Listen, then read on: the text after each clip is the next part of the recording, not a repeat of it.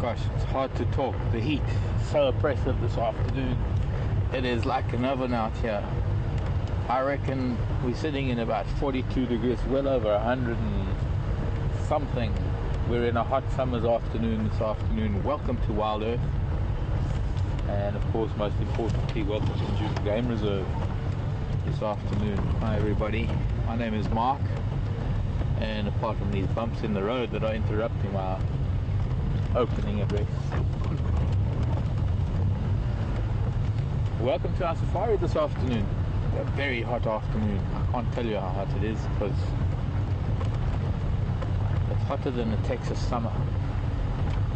It is hotter than a... Look at our frog. Here's our frog. Look at that. Remember our frog from the other day? Our tree frog. This is what a tree frog does in the heat.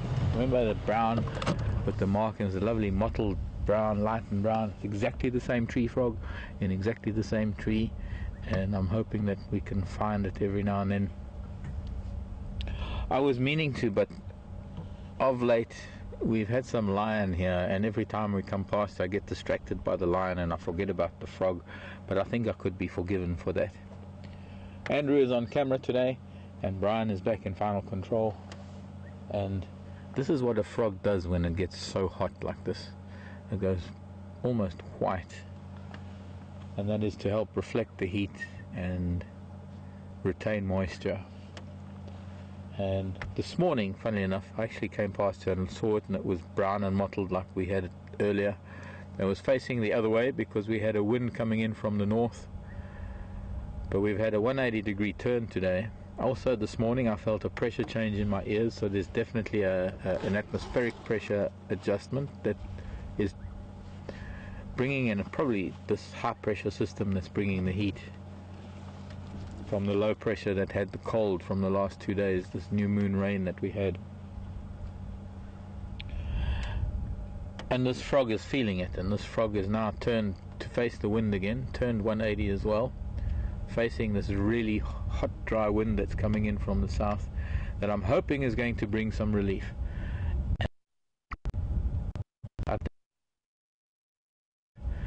And I think the frog's hoping too.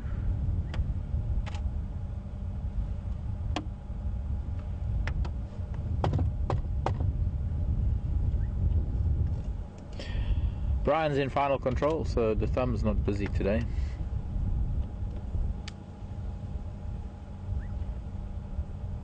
Well, it is, it's just not on camera.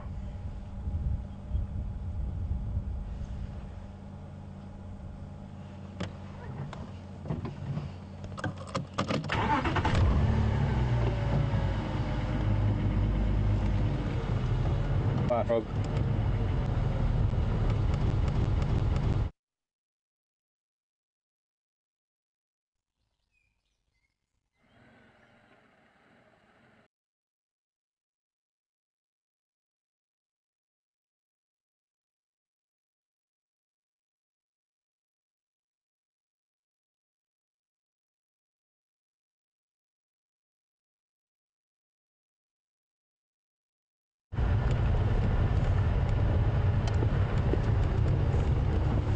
I think with this heat we might find that we're going to have a few incidents of things cutting out. I have experienced it before, that when we got a really, really hot summer's afternoon like this,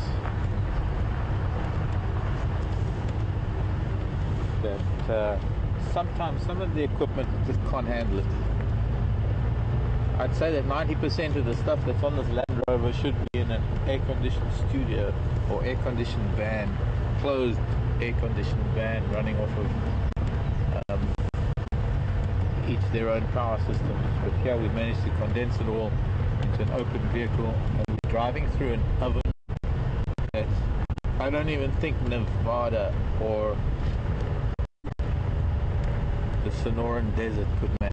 Oh, maybe Death Valley. I think we might compete with Death Valley on some days. But I'm speaking to those of you in the States.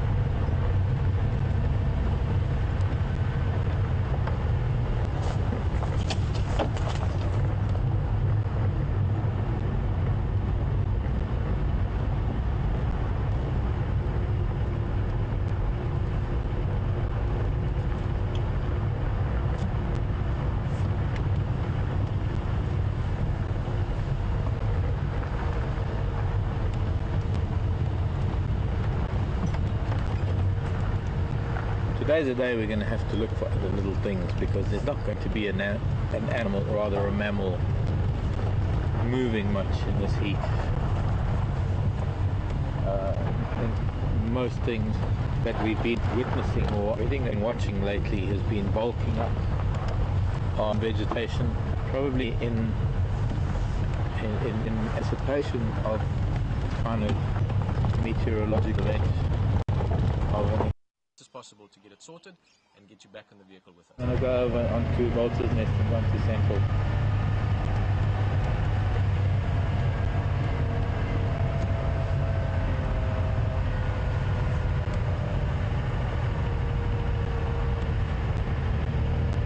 Okay, copy. There was some Kwanzaa floor, a very small fuzzy that was on Impala Plains heading down towards, or rather from Sandy Patch to Impala Plains.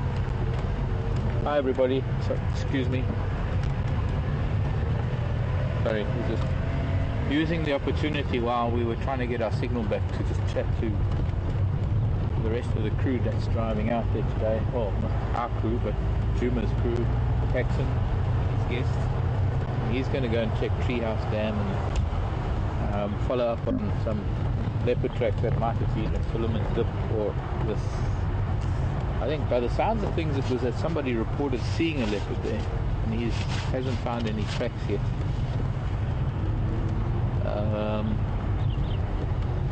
I think our mission for this afternoon, I think what we should do is go stick to the drainage line. I think with such a hot afternoon, if there are any elephants around, I'm thinking that maybe they're going to be down in the drainage lines. I was going to go into here and then go down Bolter's Nest, but what I'd like to do, and hopefully the signal will hold for that, is get to Twin Dams and then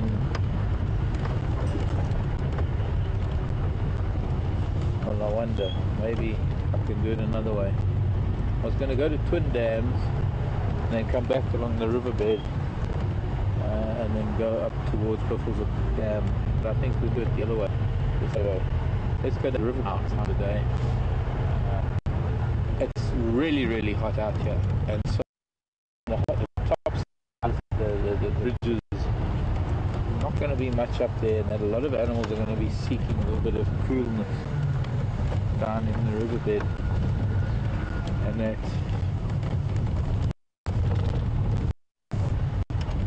we can get to Twin Dams and then from there do later.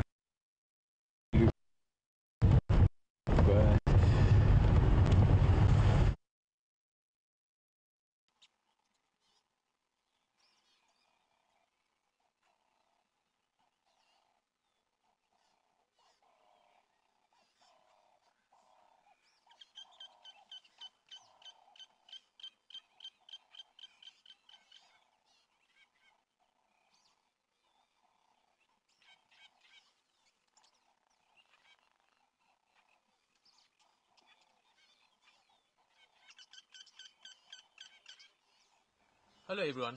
Being out in the bush and being out there live has its technical challenges. We're experiencing some of that now and are working on it as fast as possible to get it sorted and get you back in the vehicle with us.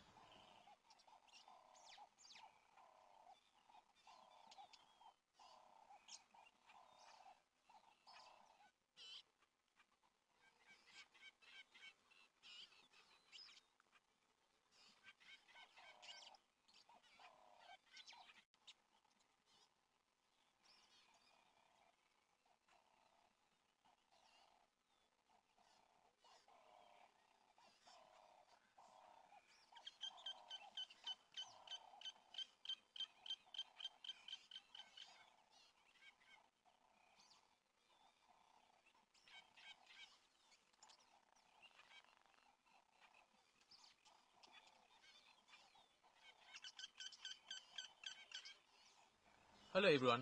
Being out in the bush and being out there live has its technical challenges. We're experiencing some of that now and are working on it as fast as possible to get it sorted and get you back in the vehicle with us.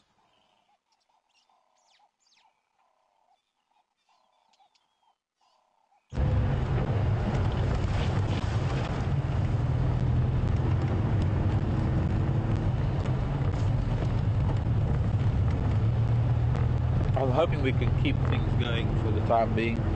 think that we keep cutting out because of the heat.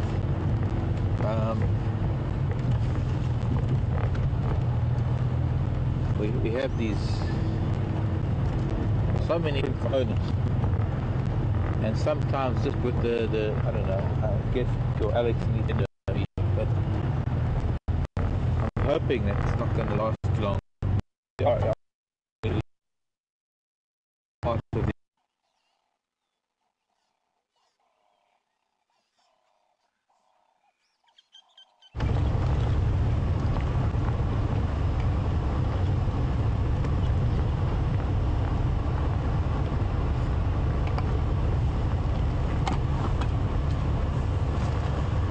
well, done a little bit of fancy driving to get away from that riverbed, and it seems that because of the heat this afternoon, we've got to be a little bit more conscientious about our signal range, and that for some reason the heat is affecting it. Well, Brian is telling me that readings on weather channels are saying that we're on about 42 degrees at the moment. In fact, somebody said to me earlier, or this morning, I think, oh, that rock. Oh, normally I'm watching it for that particular. Oh, no, maybe more than 102, surely. But somebody asked me this morning, why do we wear sunglasses? Because of UV and stuff. Today is a day that I have to. I'd say close to about 108 degrees right now. I've got the fans blowing on the vehicle to try and keep the vehicle cool, and I'm hoping that the equipment can stay cool because we don't have anything. Well, there are some fans at the back that control some of it, but it's just moving hot air really more than anything else.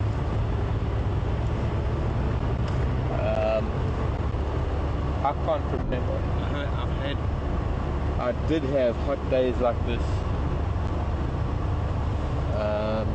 at home while I was on leave. I've got to go and help Andrew with something at the back. Excuse me a sec.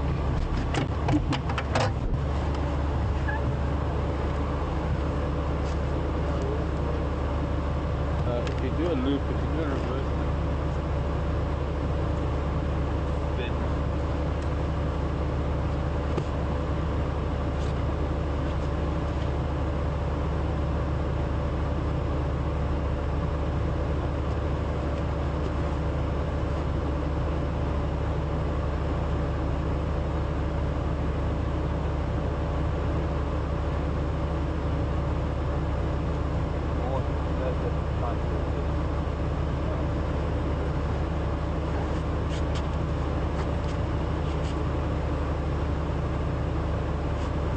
hot enough for you? Cooking. Sauna. And you've got those headphone things on. Oh, I should get gloves.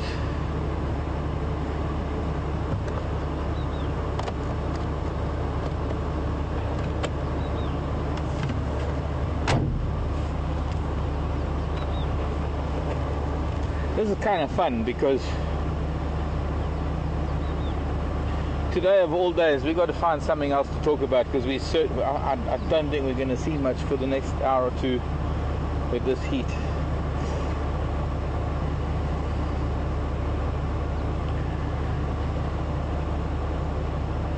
And there's also don't want to harp on the heat so much, because there's some places that are so cold at the moment. It's almost uncanny to think that we're able to share a moment in time.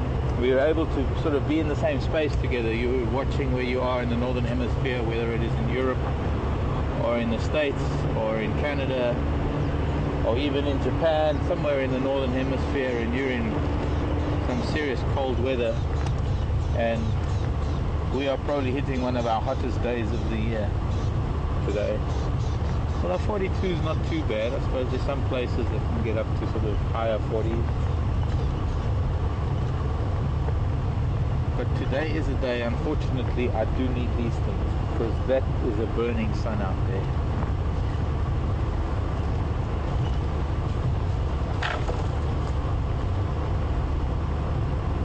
no self-respecting elephant is going to be anywhere out here. So I'd like to get to Buffelshoek Dam. Maybe if we could find a spot of shade, we'll find some elephant tracks or something.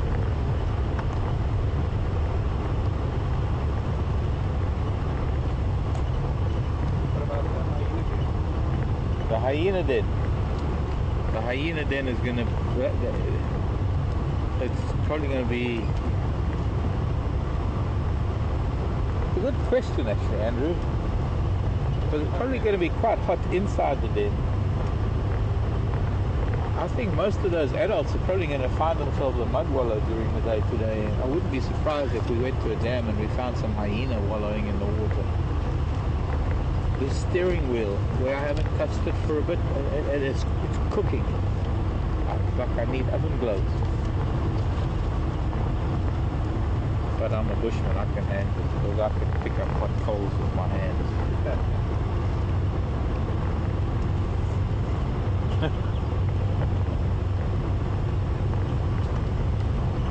Hi everybody, welcome to a very hot WildEarth this afternoon, and I hope I can find you an animal before 6 o'clock. But I think 6 o'clock, we're going to take bets now. I think we're going to take bets. Anybody want to sort of give a time when the first animal is going to be seen from now? We did pass a couple of monkeys when we were Twin Dams. In fact, the monkeys were in the same tree they were in this morning. It's been so hot they haven't really even moved. Buffalo sitting in wallows don't count because that's going to be a given. They're going to be buffalo sitting in wallows. But any other animal from now, which is whatever time it is, Brian will mark the time, and I say 6 o'clock before we see anything of note. So we've got to look for insects, spiders, birds. Oh wait, hang on. There aren't even any birds flying. There isn't even an eagle in the sky because it is so hot. There aren't even thermals. I think there's just one big blast of warm air lifting up off of the earth at the moment. Obviously there are thermals, but it's not transforming into clouds. It's not taking any of the moisture that it should be doing, taking into thermals and condensing way up 20,000 feet to form clouds. There's nothing in the sky for 360 degrees. Today's our hottest day.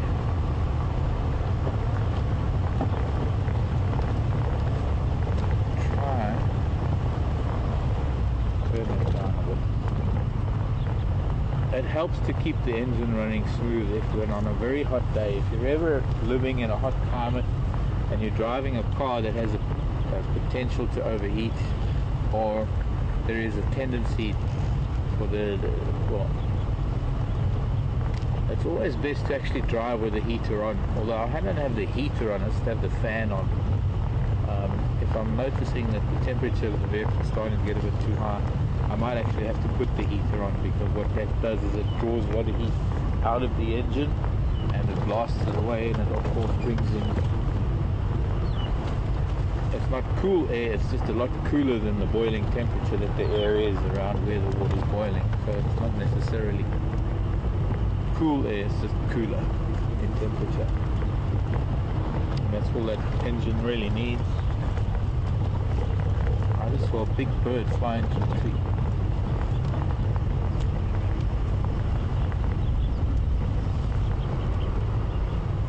It's like a beteleur, maybe. Whew.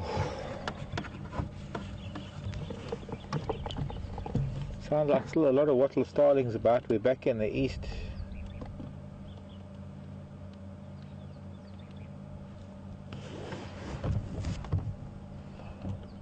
Close to cheetah cut line.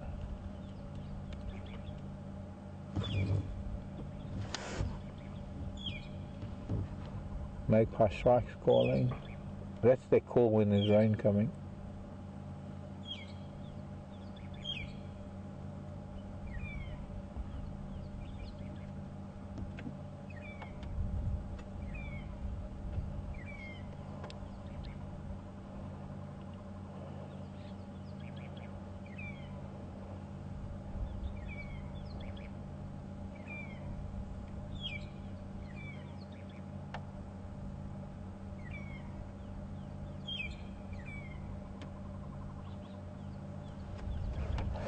I'm actually not sure what bird that is. It's a little bit far.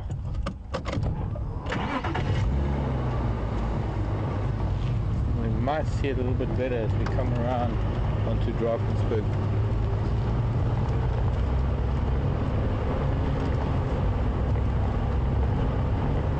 Although the light might not be right.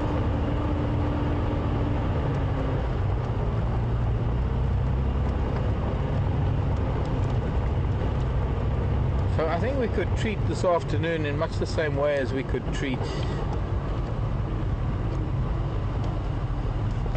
the rainy days question and answer session. You see, I don't know if you can see these white silk patches in the grasses here, Andrew. There's one just off to my right.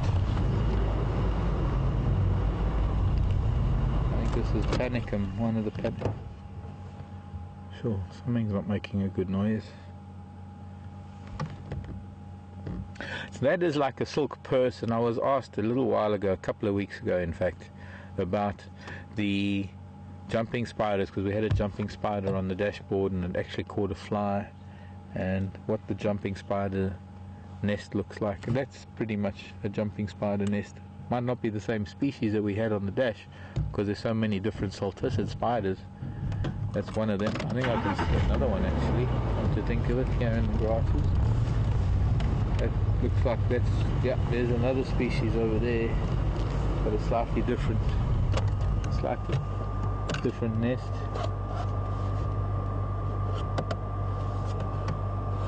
I think that's one of the bigger black and white ones. It is a little bit bigger. And if they don't fold leaves over or find folds in leaves, then they'll collect grasses together and they'll sew them all into a neat little pouch.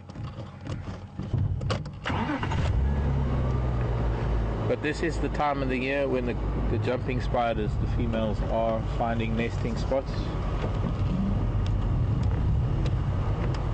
because their eggs need to stay dormant for most of the dry season.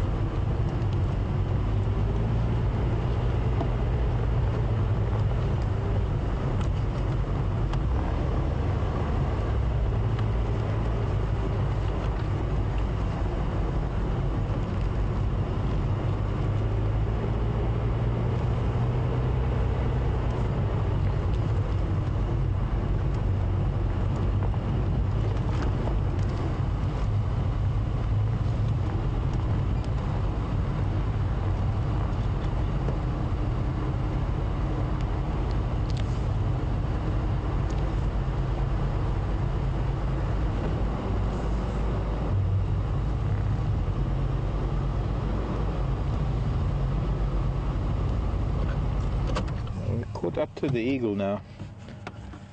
Hi Joanne in Michigan. Wow.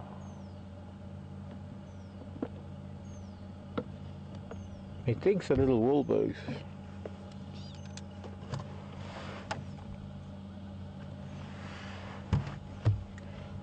The same eagle we were looking at a little bit earlier.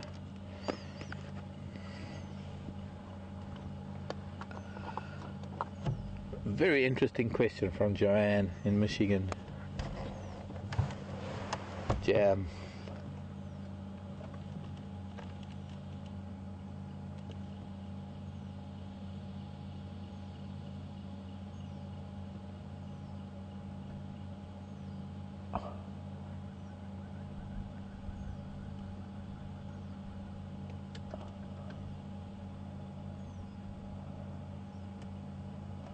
So definitely not a true eagle. We can see that because it has unfeathered legs. So it's not a Wahlbergs. It is none of the Aquillas. It is likely maybe one of the snake eagles. It is not a brown. Or maybe it is a juvenile brown.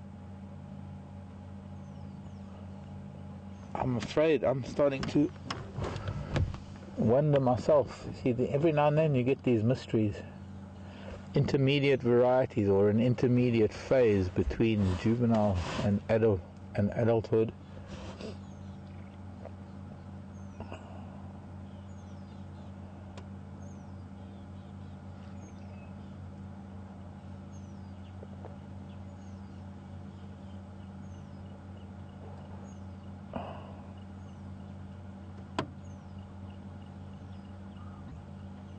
It does look like it has a bit of food in the crop too.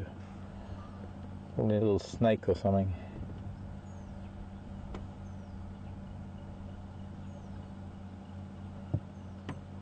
I don't know how much closer I can. I don't need to. He's already gone.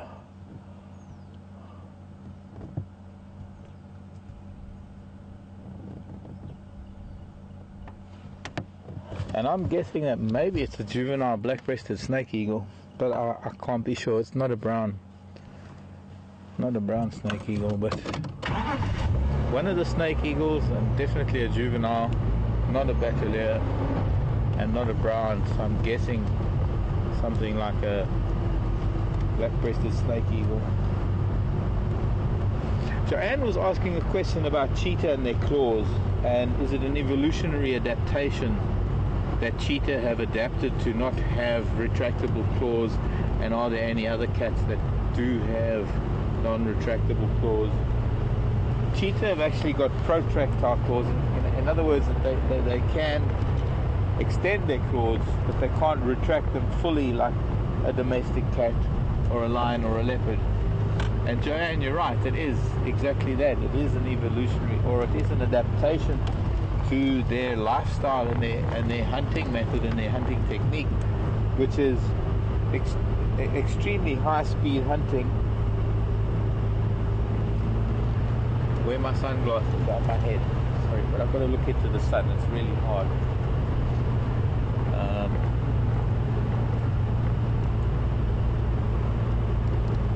For an animal that relies on speed and the open ground that it is able to attain those speeds, it's vital that the physiology of the animal matches its abilities, and it's very much like our sprinters versus maybe our long distance runners, or maybe that's not a great analogy, but essentially sprinters need good grip initially, exceptionally good grip, to be able to blast off from the starting line.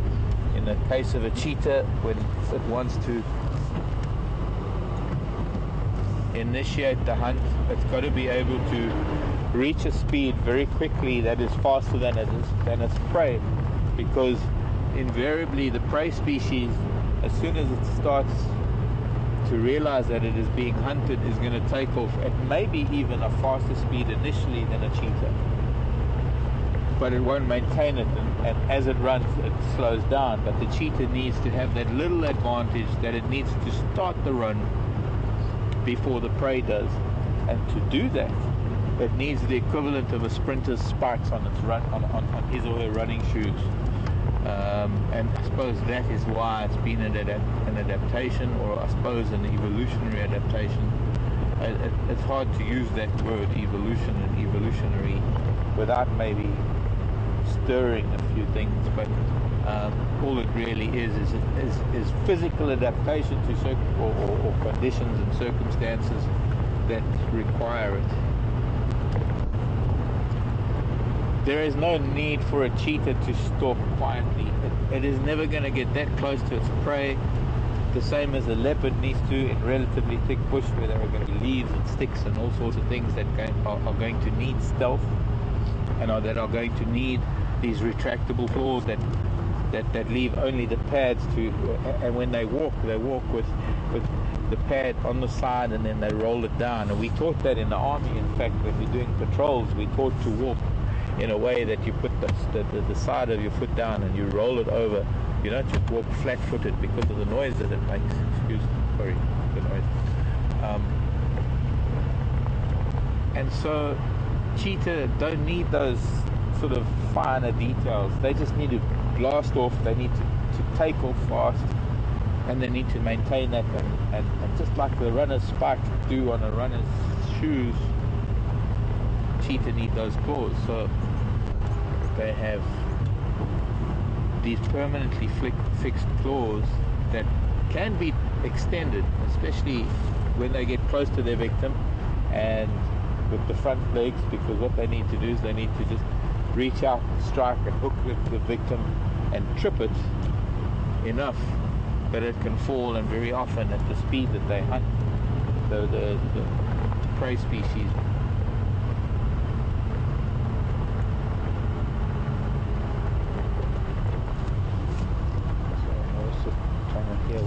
there.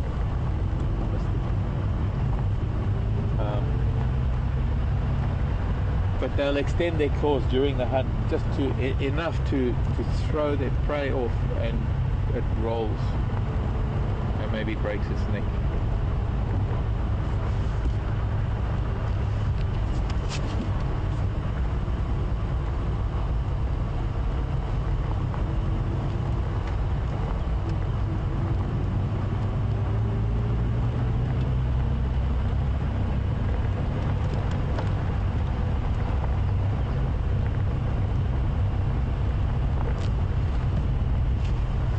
Hello, Diane.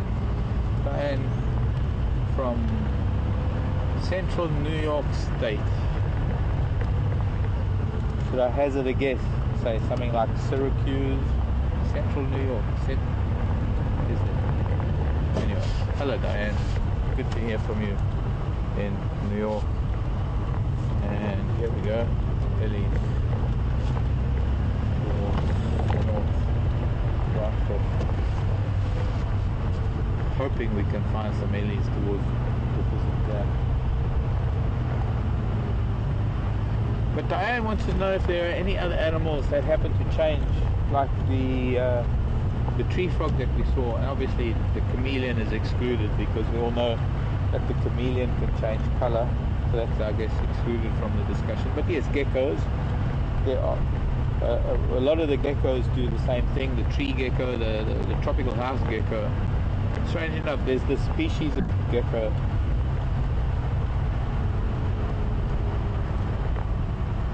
Hang on.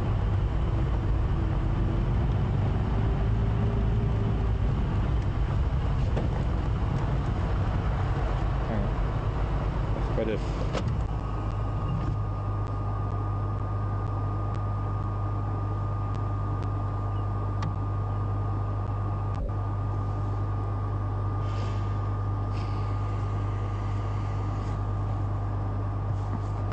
Craig for Mark.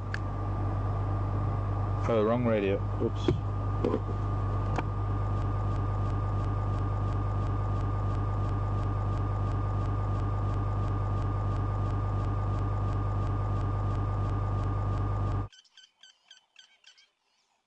Hello everyone.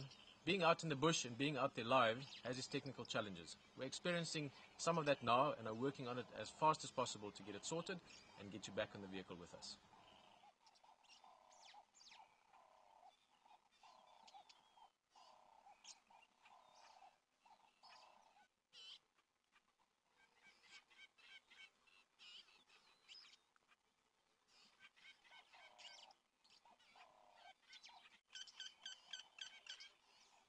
Hello everyone. Being out in the bush and being out there live has its technical challenges. We're experiencing some of that now and are working on it as fast as possible to get it sorted and get you back in the vehicle with us.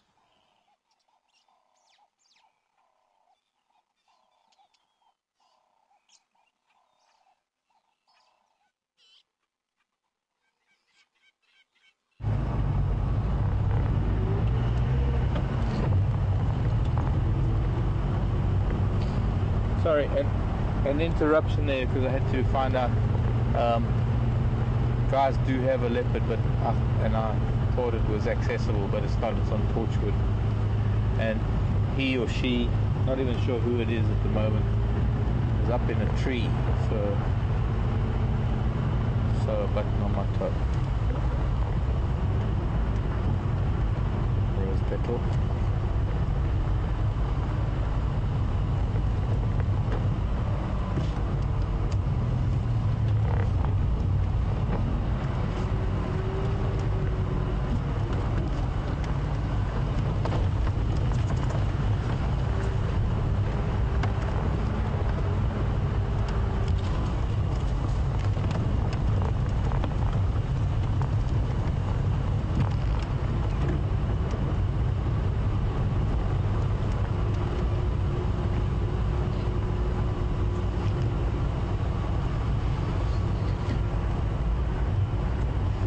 Patty.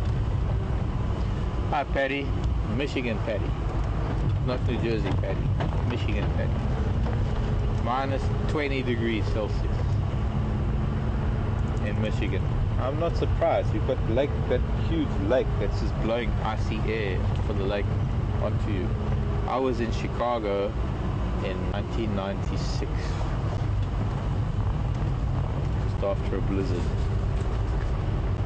And I came to Chicago after being in Austria, in the Alps in Austria, and it was crisp, minus 13 degrees at the top of one of the mountains at 13,000 feet.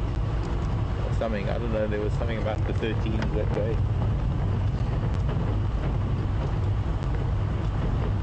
And while it was cold because it was minus something, there was no wind, it was crisp and clear. We had taken a cable car to the top of this, one of the Alps, one of the things around St. Anton. And I thought, that's not too bad. I mean, it's cold, but without a wind. And then a couple of weeks later, I found myself in Illinois, just off Lake Michigan. Arlington Heights, just sort of the other side of Chicago, down one of the suburbs west, I think it's west of Chicago. Great friends of mine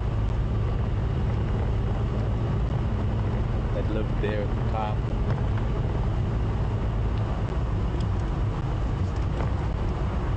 And I couldn't spend more than 2 minutes. I would go outside, and then after 2 minutes I had to go back inside. It was, and I don't even know what the temperature was, but it was Michigan. I call it Michigan cold, because I don't think there's anything colder than Michigan cold.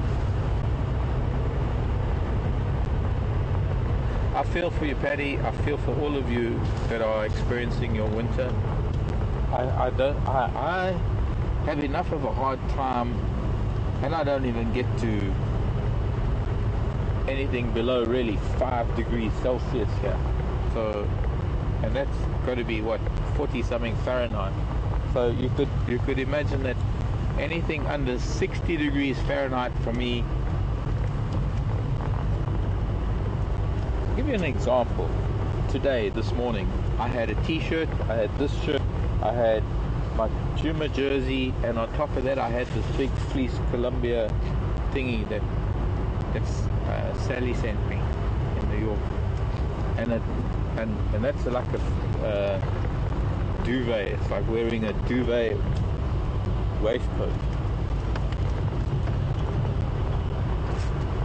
and that's how I started drive this morning, and that was starting at probably 70 degrees Fahrenheit, and I had all those layers on at already 70 degrees Fahrenheit. So you have to understand that I can't begin to imagine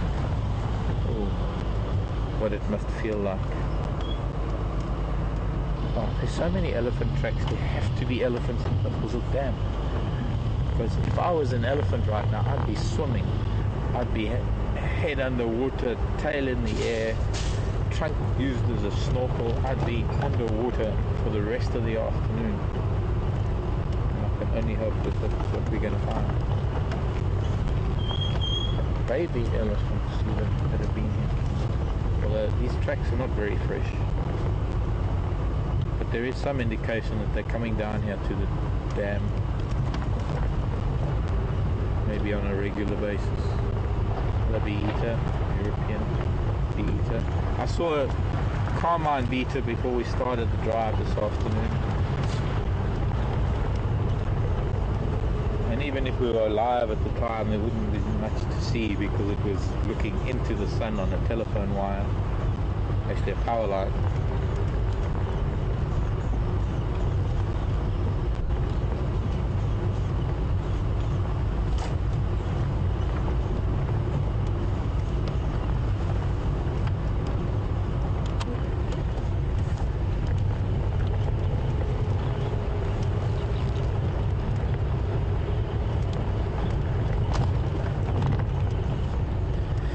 Sometimes it doesn't matter how much you want there to be something somewhere, sometimes it just doesn't happen. Because coming up to the dam, the water is a little bit too flat for there to be elephants wallowing and washing in it.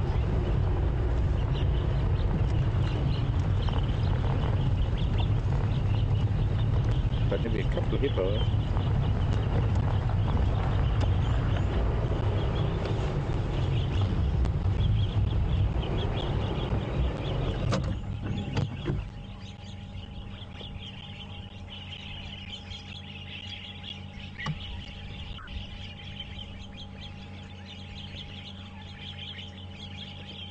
Marsha in Canada has had minus 35.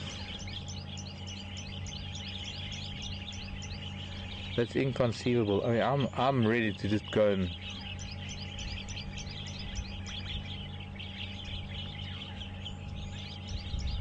wet my feet. Hippo or no hippo?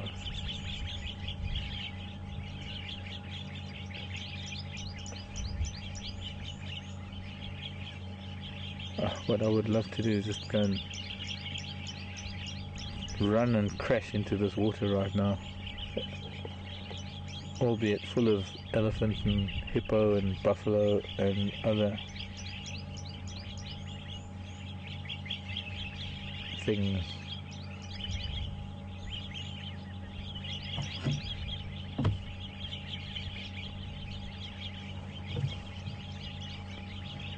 So has nobody sent in a time when they think we're going to see the first animal, other than the hippo, because we're at a dam, so hippo and buffalo weren't really in the mix.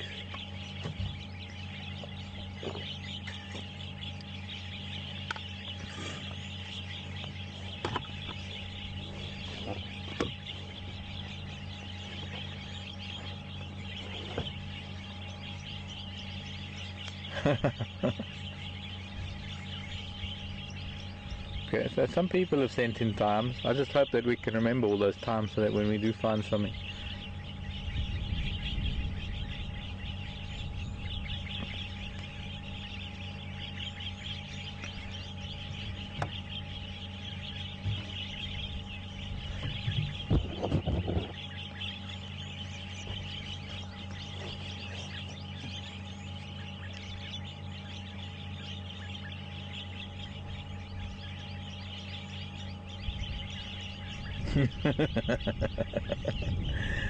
Thank you, Jennifer, in Toronto. Yes, indeed. At minus 35, I would have to wear shoes. I think, there was a time about 19 years ago. It's hard. It's really tough for me to say it that way. Can I rephrase that? There was a time back in the late 90s when I was in snow in summer in the most strangest of circumstances, and it just happened to be the July the 4th weekend, and it just happened to be Yosemite, and we came up through, what's it called, the Tulum Meadows or something, but we got there was this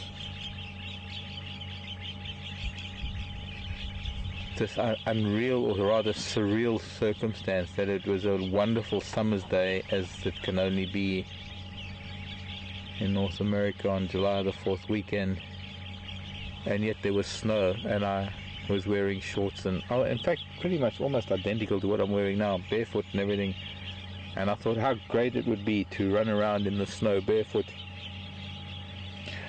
I didn't last very long, I have to tell you. I can walk over thorns, I can walk through the bush in winter, I can endure the rockiest ground. But snow, walking on snow barefoot, it's very limiting in how much time you can freeze your feet off.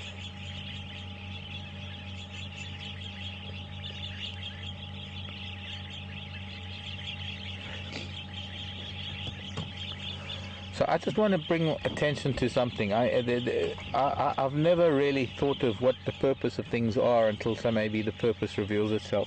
And I've had a lot of questions about this little magnetic monkey that's been with me over the last couple of months. His name is Kokomo. He comes from Canada. And for the time being, he's just really tagged along, and because he's been left in my care for a while. But I got an email today, I got a message today to mention something about a really long time viewer, and her name is Patty Jarvis. And Patty Jarvis asked about the drive, and particularly asked about me. And I thought, maybe that's what the monkey's for. It's for those of you who are going through really, really hard times, to live the drive vicariously through this monkey, and to dedicate the drive to somebody, and I know Paddy's been a viewer for a long time, and I think Paddy's going through some hard times right now, as is Gloria. So maybe Gloria tomorrow, but today for Paddy. Little Kokomo sitting here on the microphone, and he's doing the drive for Paddy. Paddy, this is for you. We can't forget that there are a lot of people out there that have been watching these drives for years and years and years, and if it wasn't for them, we wouldn't really be here right now, because it's a lot of the viewers, it's the input from the viewers, it's this wonderful interaction that we can produce or recreate, or it's this wonderful medium that we have of being able to drive a vehicle around the bush and watch animals and have you sitting at home interact with us. But as time goes on, we all go through our personal trials and tribulations.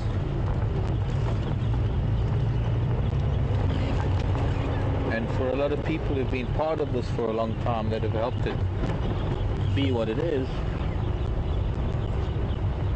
very little that I can do to pay it back, other than a dedicated drive or dedicate time and say, right, Paddy, this is drive.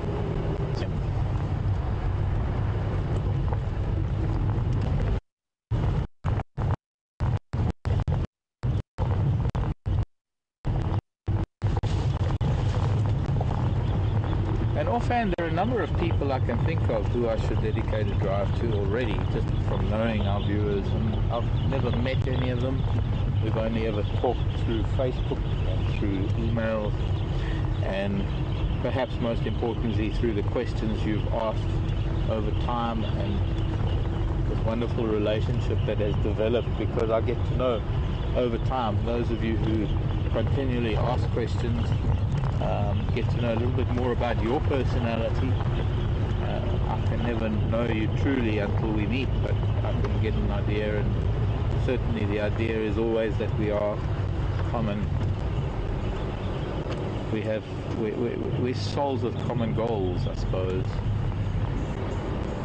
Our hearts are all in the right place, if only we can direct all of that energy.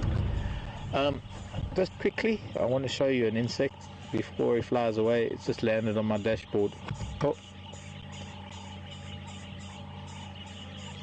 And gone again. Come back. There he goes from the other end of the dash. Chasing a fly, actually. Come back to me. No, that fly just chased it away completely. That is a robber fly. It is a fly, but it is a predatory. Sorry, one moment.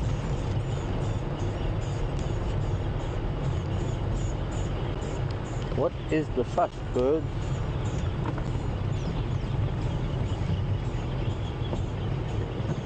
I mean, there's a cacophony of sound from the wattle starlings that have been here for a few days now, accumulating. But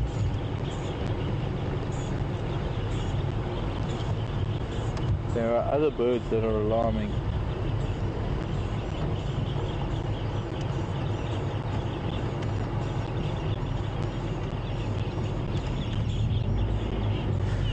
It's the hardest thing to find, why birds are alarming, unless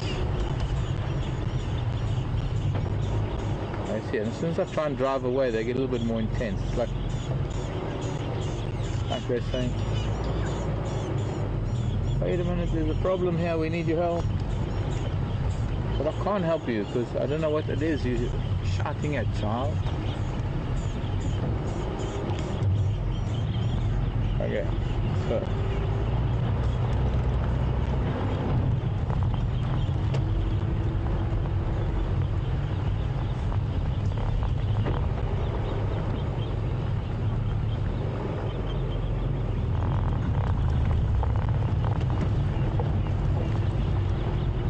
Genevieve. Very interesting question.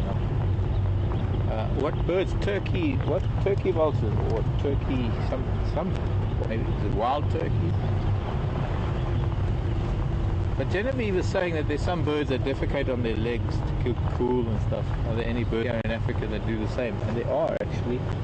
Most of the storks, Genevieve, do that. And I've just found that big male's tracks, that male lion that was the other Matimba. Just found his tracks here. I don't know if he's lying up here somewhere close by. Because if he did the little trip that he did do, then it's quite possible that this might be the end of his road, because he did a very long walk the last couple of days, heading so far south and then coming back north.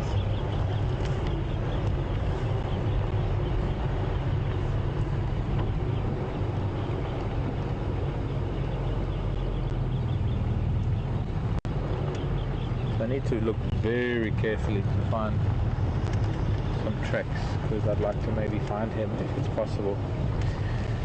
He might not be too far from the dam. Not really much today, I'm afraid. It's just mostly because of the heat.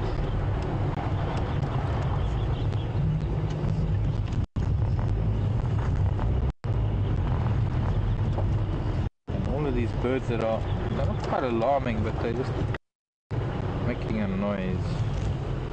Oh wait, there's some tracks there. He's crossed over north. Okay, he's not going to be there. I see a couple of footprints here.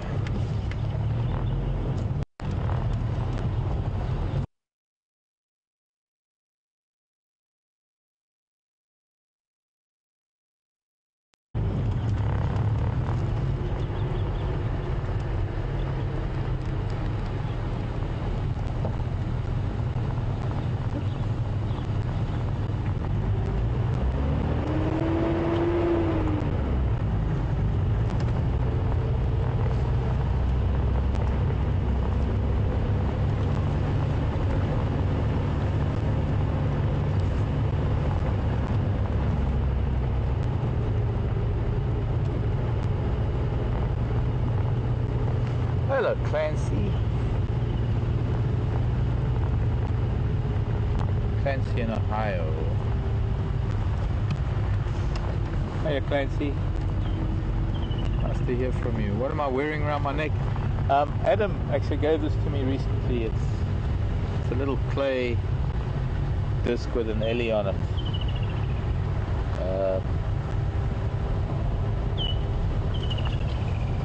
Maybe I need to stop. I don't know. Something new.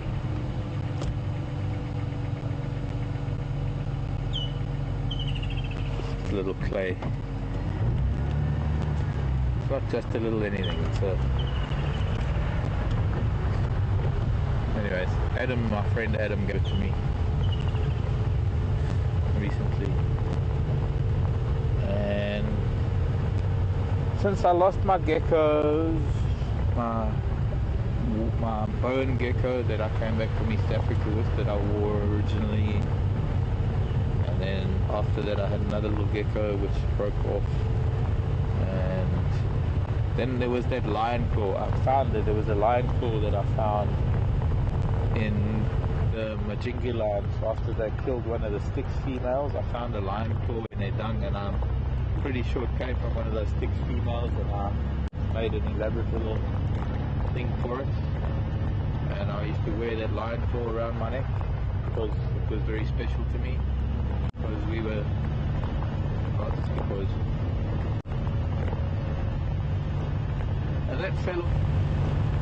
and that fell off one day in Hoedspruit. So somebody in Hoedspruit was lucky enough to pick up a lion claw, and if you go into a shop and you try and buy a lion claw, I don't know why they would even sell them, but anyway, it's a couple of grand it probably cost. I hate to think what it is that makes them available to be sold in the commercial market with the silver casing. But it just meant a lot to me, because Herman was on camera that day, and we stopped because there was some land just on the other side of Treehouse Dam. and it wasn't far from there actually that we had seen, and we were filming those majingulans eating one of the Styx females, and they ate her completely. We didn't find the skull or anything after that, although Peter Pretorius found a skull down below Gowrie Dam. I doubt whether it was the same one, because I then found the skeleton and the lower jaw, so I think that was a different lioness that had died.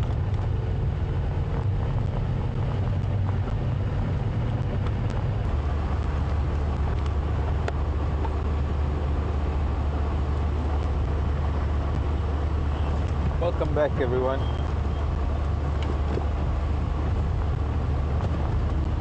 I think the heat's exacerbating our signal issues where we have signal, because the common signal places are just sort of broader. The common signal issue places. Where's my other glass? In my pocket.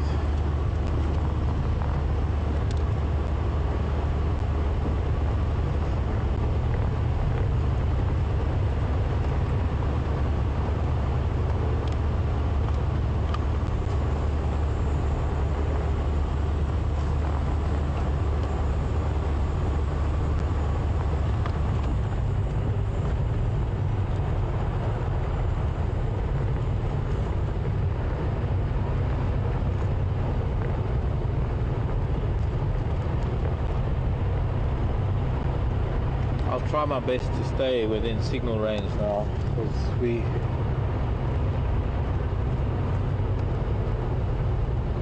don't want to lose any more time. Okay.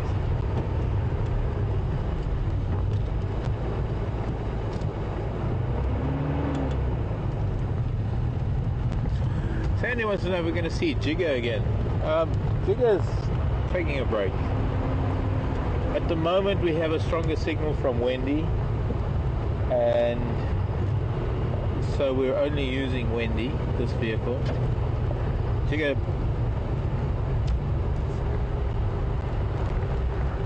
we're hoping that we can, we're looking, I mean, we had, what was his name, Brent.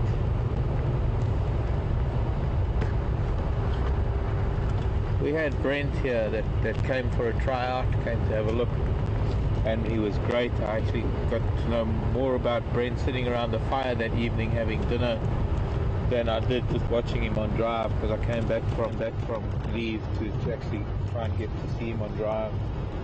And I think it's great. You know, I think he's experienced a number of different places, which is very impressive, as I have.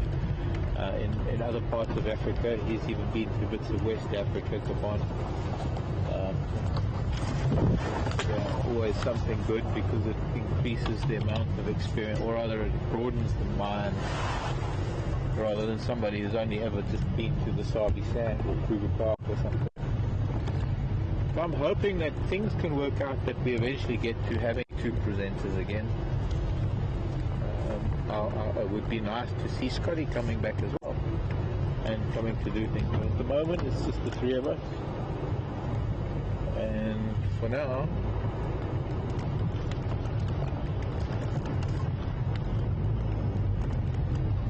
oh look, there's that young Wahlbergs, that pale Wahlbergs that we see all the time. Fancy bumping into you just so randomly. What are you eating? I've caught something. Tearing something apart up in that tree.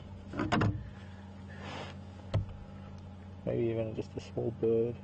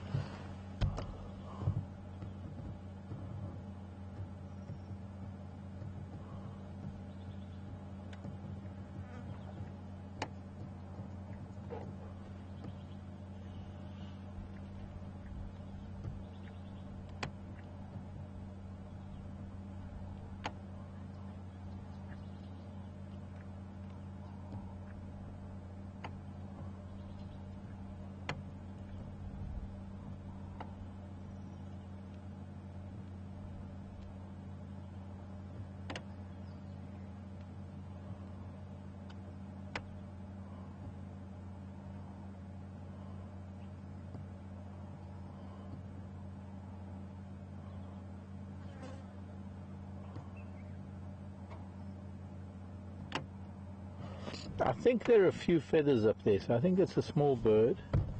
I was hoping to identify maybe one or two of the pieces that I could see.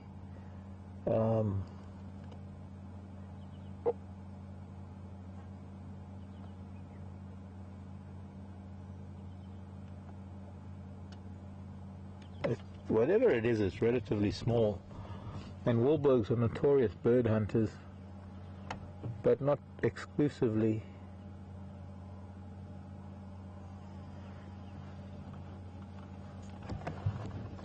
But interestingly, with the way we're looking at this Wahlbergs, and we've seen him so often, and I'm pretty sure it's the male, to be honest, from that nest that's on Twin Dams Road.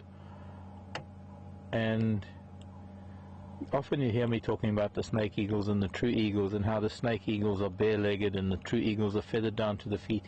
This is a perfect opportunity to see how, with the true eagles, how their feet are feathered to the feet.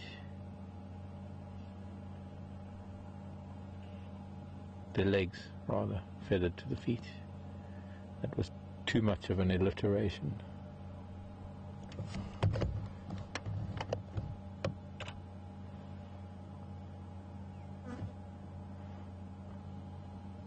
If you zoom in on that photo that you got, maybe we'll get an idea of what it was, because I think you snapped a good one there.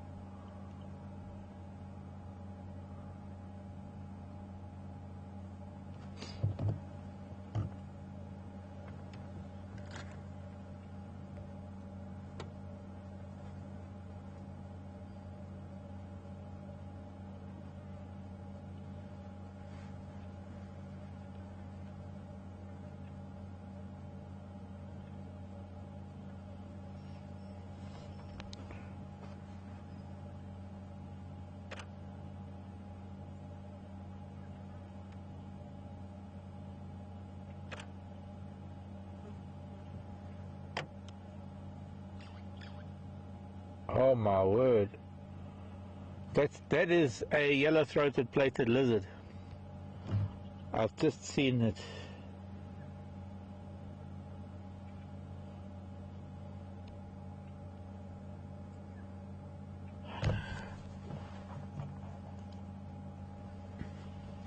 That is an incredibly fast lizard. It's killed a yellow-throated plated lizard. I saw the entire hind end of the body as it lifted it up there.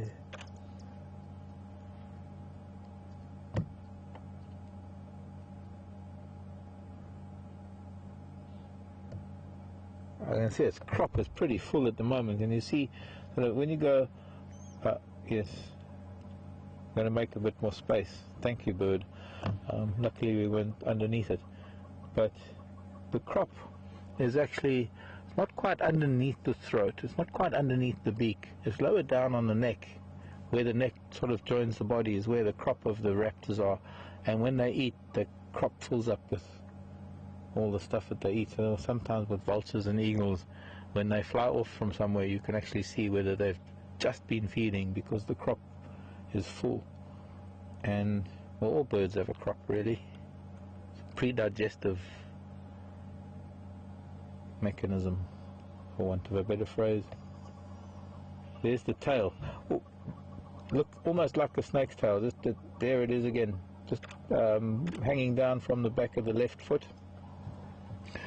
The lizard is a grassland, sort of mostly grassland termitarium lizard, and it does have a very, very long tail. I'm going to get out my reptile book and I'm going to show you what it looks like.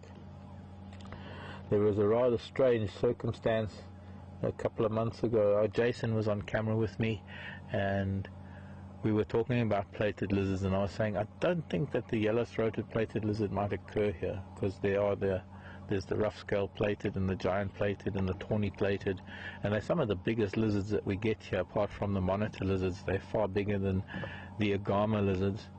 And this lizard is one of our biggest grassland lizards, and intermediate. Ooh.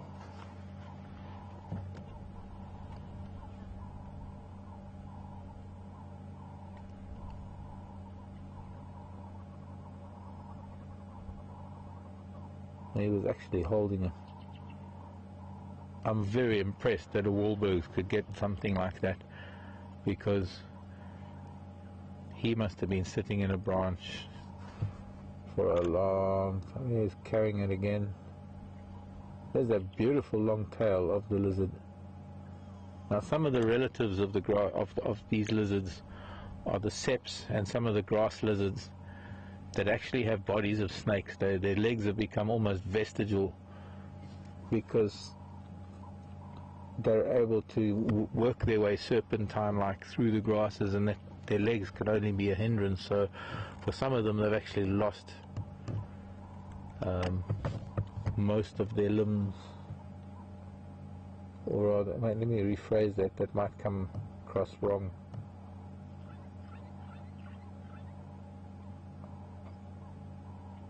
That's mostly the tail section that this eagle has got now. Looks like it's probably eaten most of the head. I'm dying to get underneath this tree to see if maybe it dropped the head. It would be the highlight of my week if I could find any part of this lizard to look a little bit closer at it, because I don't ever get to. You dropped it. You dropped it, you silly bird.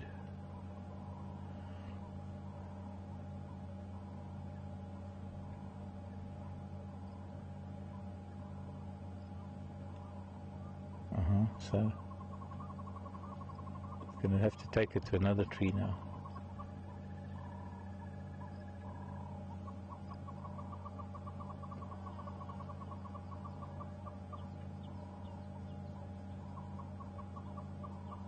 Anyways, Jason and I found, he's taken it, but it's got to go into a different tree. I'm going to try and get there, because now he's sitting in the sun with it. If there are no animals moving around, we've got far more exciting things to look at. Sometimes we can get lucky and we can find little gems.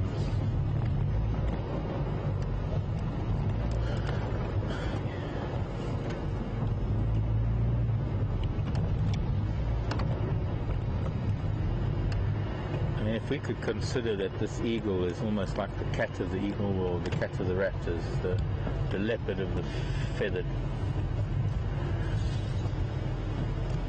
the leopard of the feathered friends, the leopard world, sitting over the beautiful tambuti tree that it's sitting in, by the way.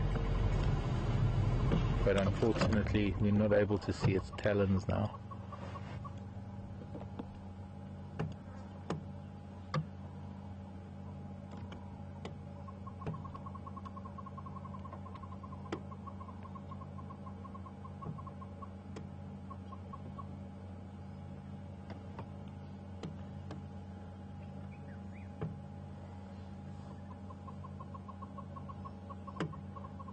There are yellow-billed hornbills that are complaining about his presence.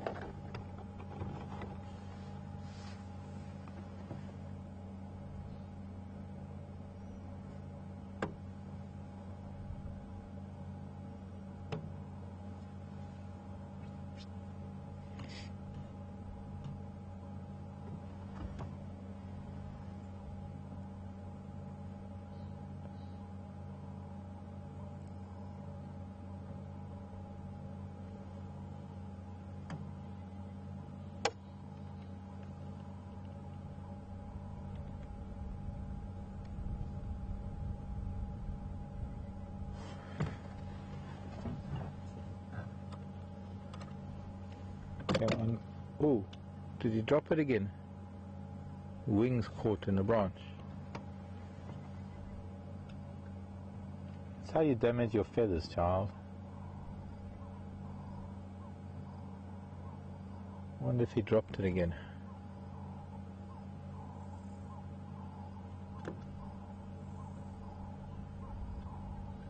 Now, if I see something like this at home, I will wait until the whole thing is over, and then I will scour the bottom of these trees for any scrap of whatever it was, so that I could learn something, so that I can have something.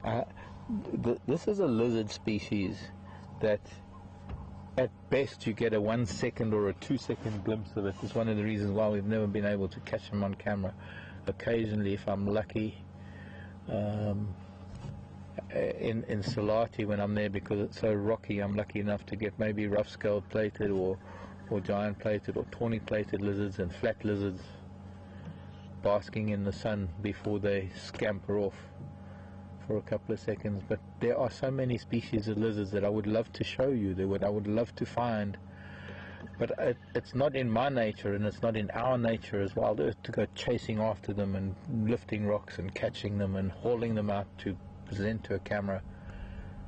That's not what we do, because it is having such an impact, and it is changing our position of just being this roving camera that can come through their territory and hope to witness them.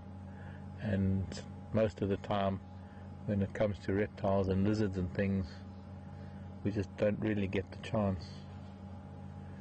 And whether it is a camera on the vehicle or not is irrelevant, but the other part of that is that when I'm at home it's the same thing, and very often I very seldom get to see, unless there's a bird eating something, or unless, sad to say, roadkill. Fortunately, that's not a species that I see much. I think it did. I think that time when it got its wing caught, I think it did drop that tail again, because it's trying to find it now.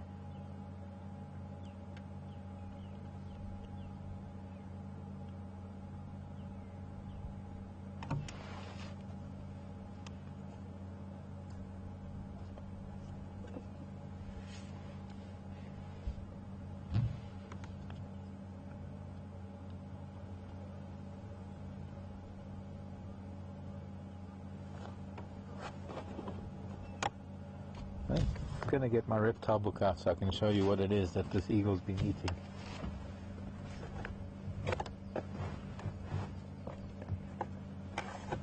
Before we go away and leave him be. I still think that maybe the skull might be here. Oh, good, it's like looking for a needle in a haystack, hardly covers it.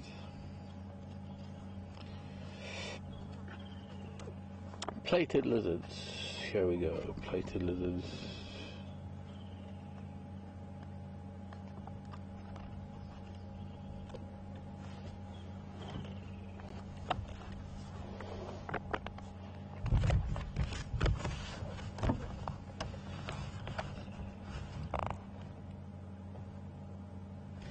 So this is the yellow-throated plated lizard, and I have no doubt, because I saw some of these yellow stripes before.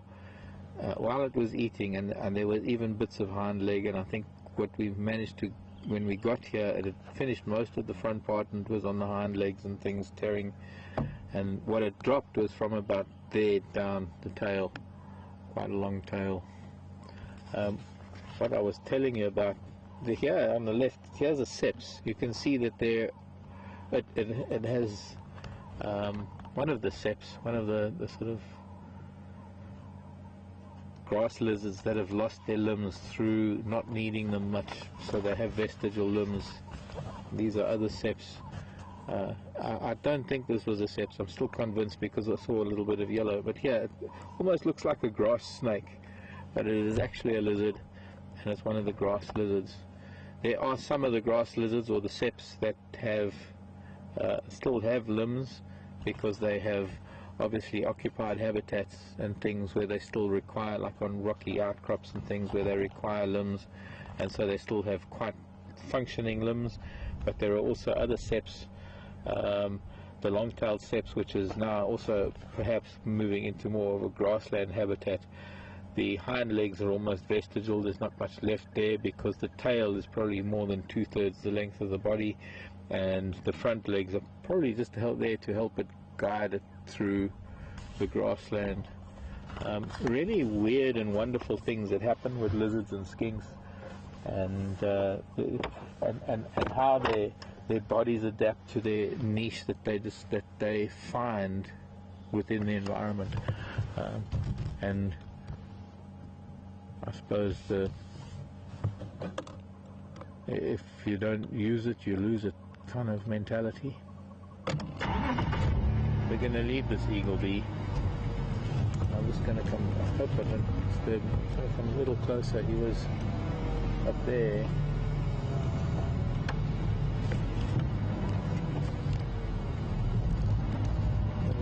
I'd love to know if he dropped the skull, but he might have eaten the skull.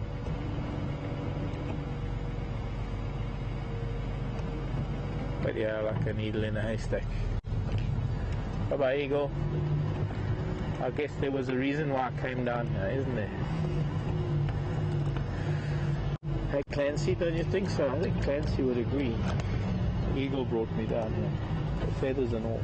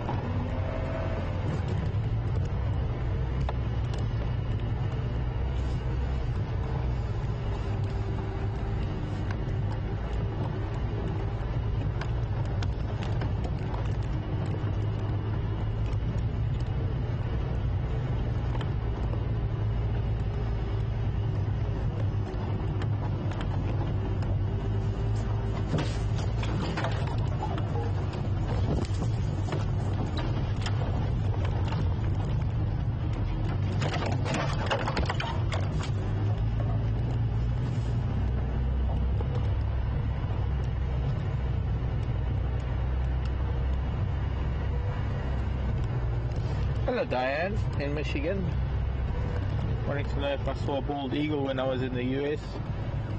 Briefly, one. And that was weekends spent at Lake San Antonio, which is, I guess, Southern California, close to Lake Nacimiento. But most of our time was water skiing and playing on Lake San Antonio. I used to go from Watsonville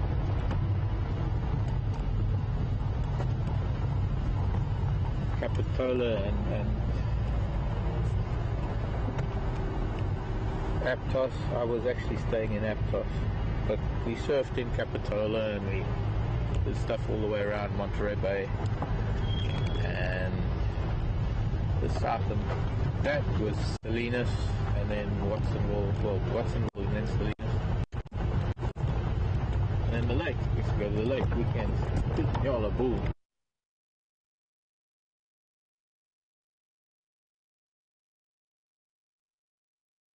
And one day water skiing, there was one weekend water skiing on on San Antonio, Lake San Antonio,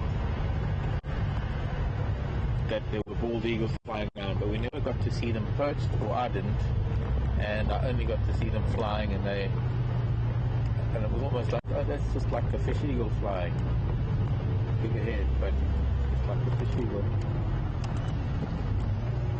Hey, no, don't run away. Don't run away. Wait, whoa, whoa. Stop, Mr. Nyala. Hello. We're fine.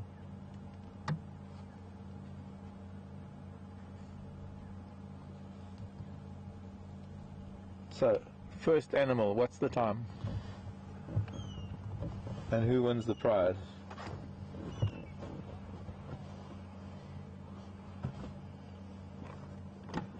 Well, no, the eagle doesn't count, I suppose. We're talking about mammals.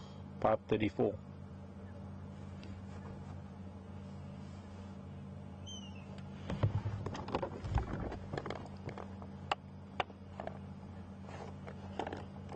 This is a Nyala bull in his prime. We've seen a lot of kudu recently. We haven't really seen Nyala for a little while. This is one of their smaller cousins, the Nyala.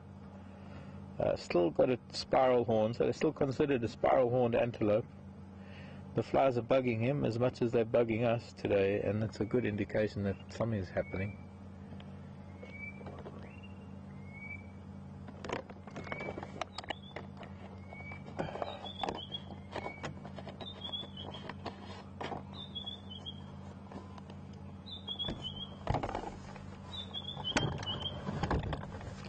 Okay, sounds like John in Connecticut was the closest. 5:20. Okay. Well done, John. You win.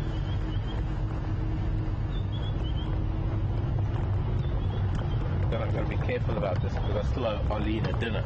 And she keeps reminding me that I owe her a dinner because Arlene won a dinner once. And I will pay that debt, Arlene. I'll even do dinner for the parrots. But anyway, John, well done. Now, having done that, having said that, I think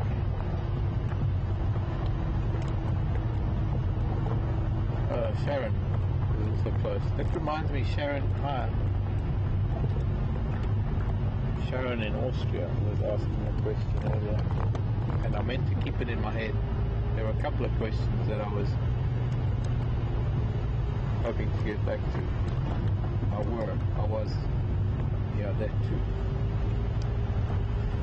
Sharon? Hi, Sharon in Austria. Maybe we spoke about that. That was the cheetah clause issue. There was another question I think I missed.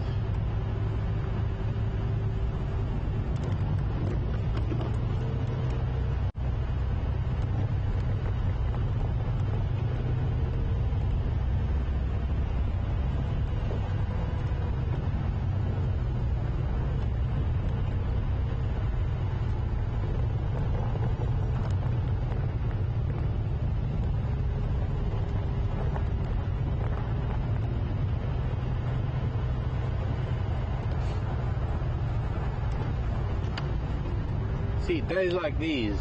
Oh, who sang that song? Somebody asked me this morning that I mention songs.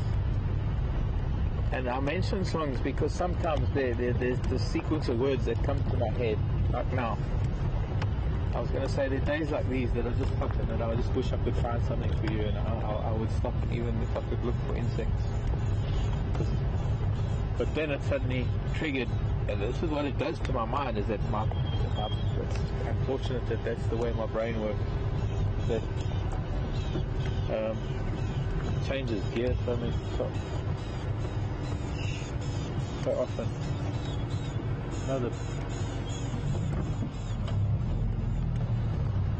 I get asked about birds alarming and whether everything understands them. I mean, how can you not understand that constant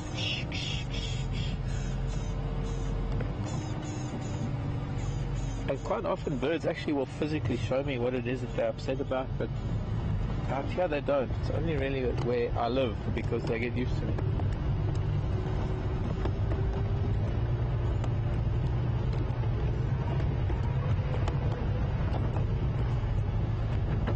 I've had birds show me where snakes are.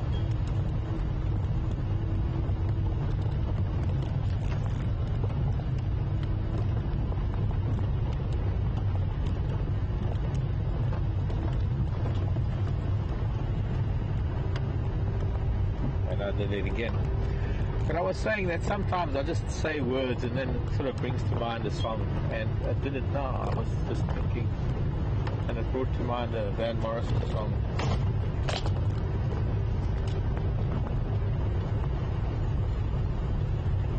I don't think I could sing you a song. I don't even think I could sing a whole chorus of one song. But the strangest thing is that sometimes there are words, or there are phrases, or there are words in a song that just suddenly ring true. Or I say something and it's maybe my subconscious expressing it in the words I've heard in a song. I don't know. I'm not a psychologist.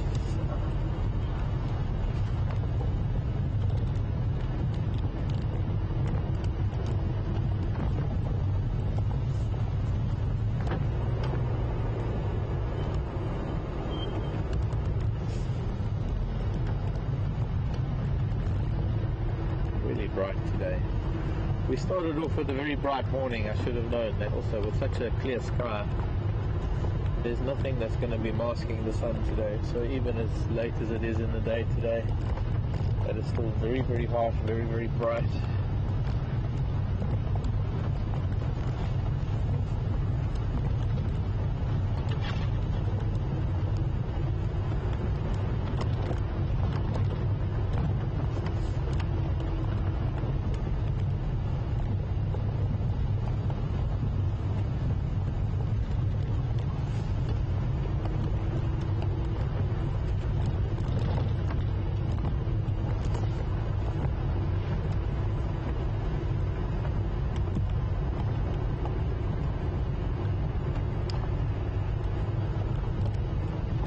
Hillary.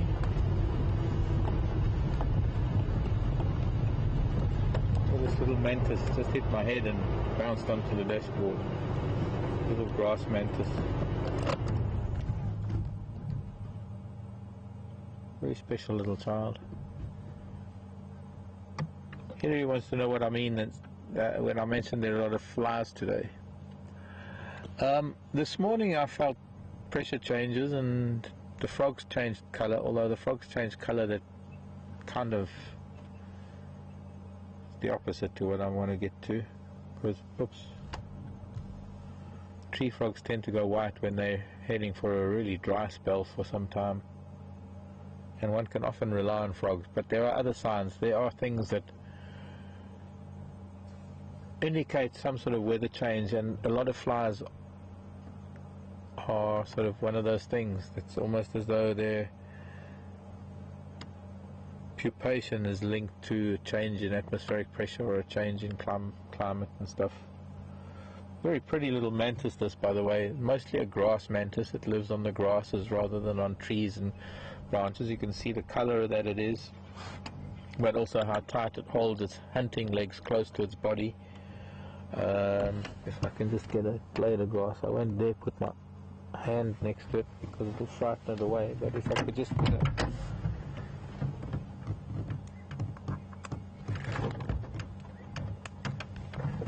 blade of grass that I could maybe try and encourage it just to turn a little bit more towards the camera.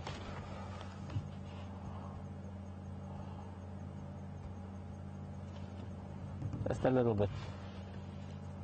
Thank you, child. Oh, there we go. Oh, then I moved.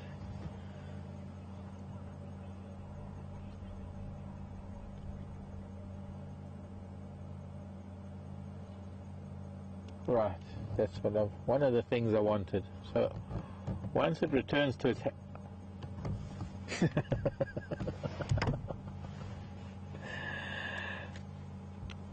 okay, I'll try and slow that down a little bit. So what happened was it climbed. I don't know if you noticed.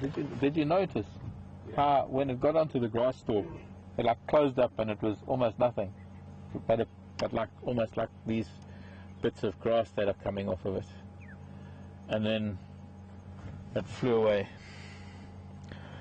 And well, it's landed on a piece of grass, so I'm never going to find it now because it's more camouflaged than a chameleon. But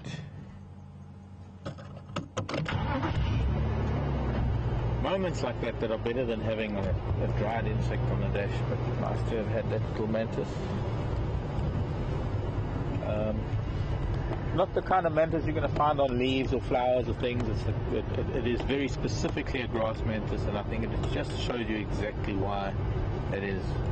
And there are a host of spiders and flies and ticks and just a host of creatures that also only live on grass stalks. They don't live on leaves, they don't live on branches, they only live on grass stalks. And that's what this little mantis hunts.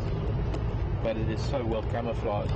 And the most remarkable thing is that, and if you interview divers, if you do any scuba diving, and if you do ever do any night dives, but they're these corals, they're like whip corals, they're like these long whip-shaped things, they like giant spaghettis that stick up from the ocean floor,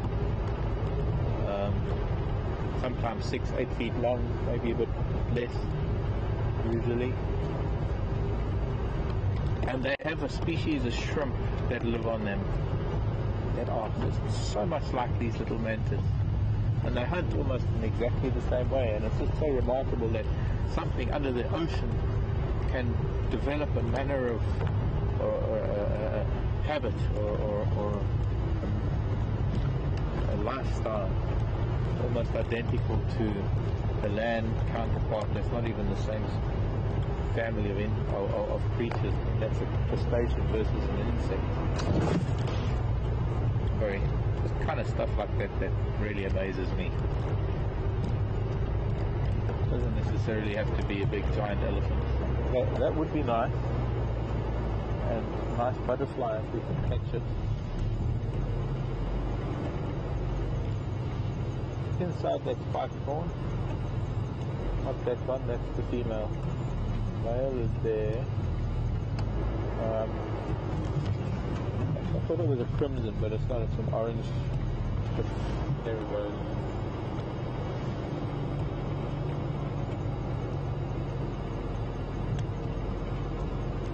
Brian's going to curse me later. We're going to be sitting around dinner and he's going to say, "What on earth are you trying to do to me? Make me follow butterflies."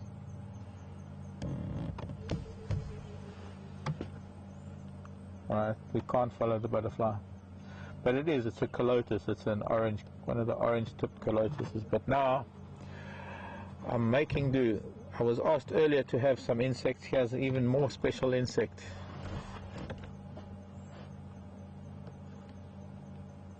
On the dashboard.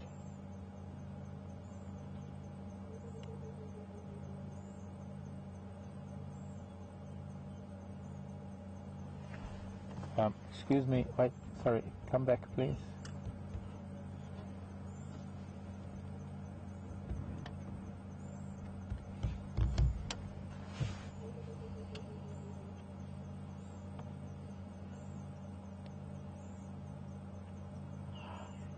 I'm actually going to have to put this on my finger and show you a closer view if it will let me. Doesn't want to know. Have to get a stick. Okay, here's a stick. Will you sit on a stick? Please. Please.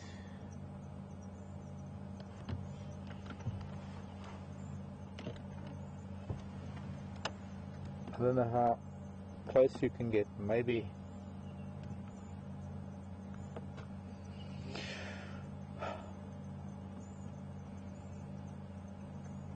Maybe. It flew away.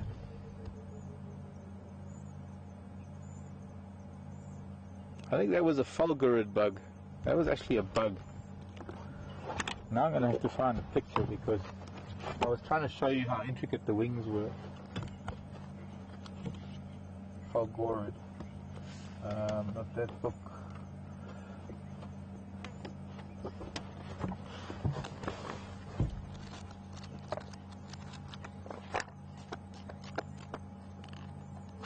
That's the butterfly book. It's going to help me.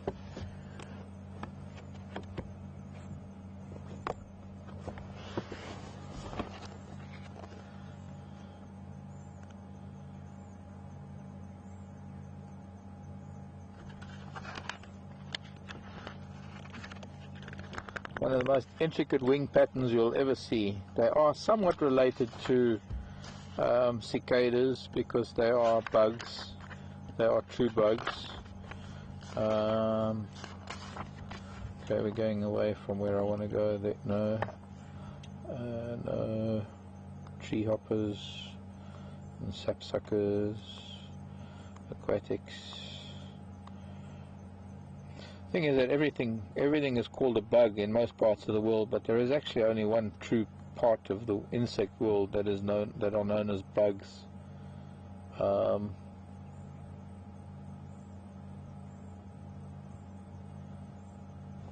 This is a very similar, that one, but it's not the same. That's very similar. It's not called Uno Momento. There we go. But here's a picture of a very similar one of these.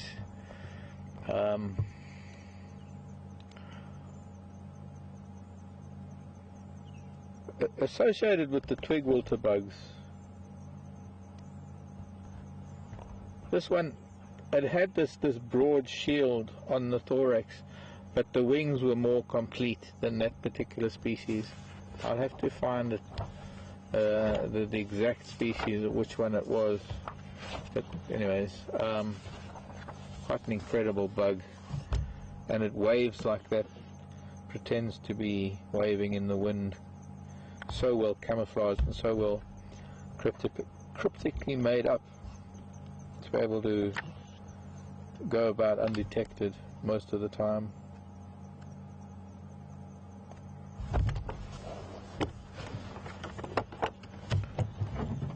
Can't find elephants, we can find bugs and mantids and deceased lizards being eaten by eagles.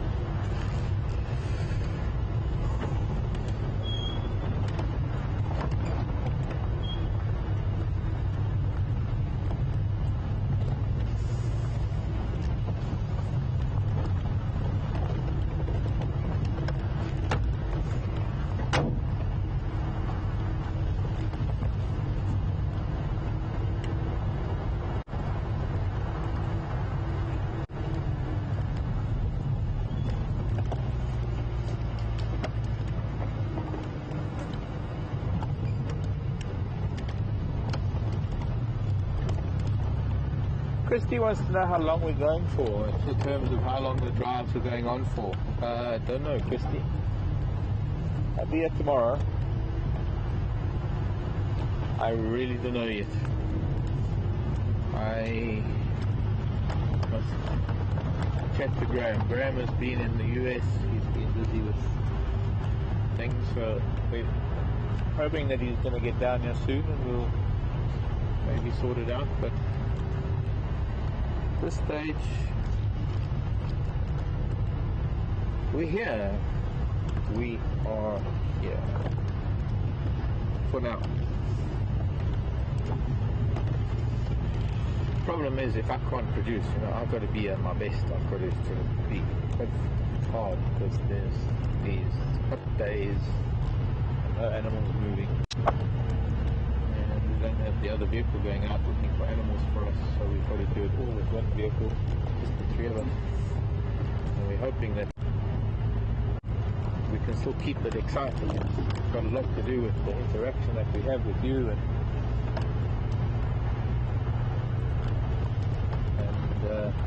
whether we can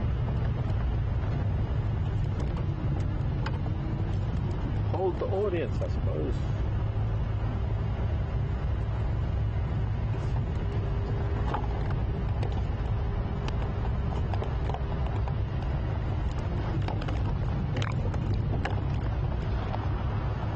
I guess there might be a lot of new viewers who don't quite understand these long-winded bouts of not really seeing anything, and how different it is to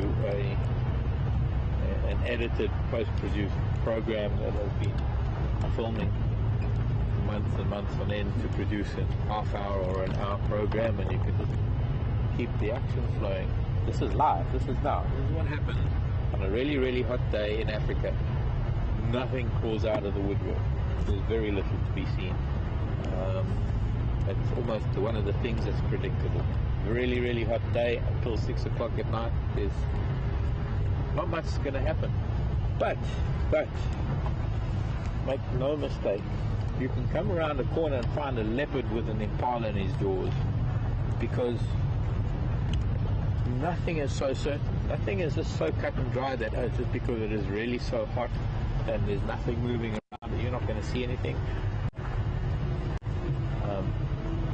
Who knows what we're going to find when we come out of this drainage line, we come around the corner. I'm hoping we're going to find something. I'm looking for tracks, but on a hot day like today, I guess it's been kind of hot since almost 9 o'clock.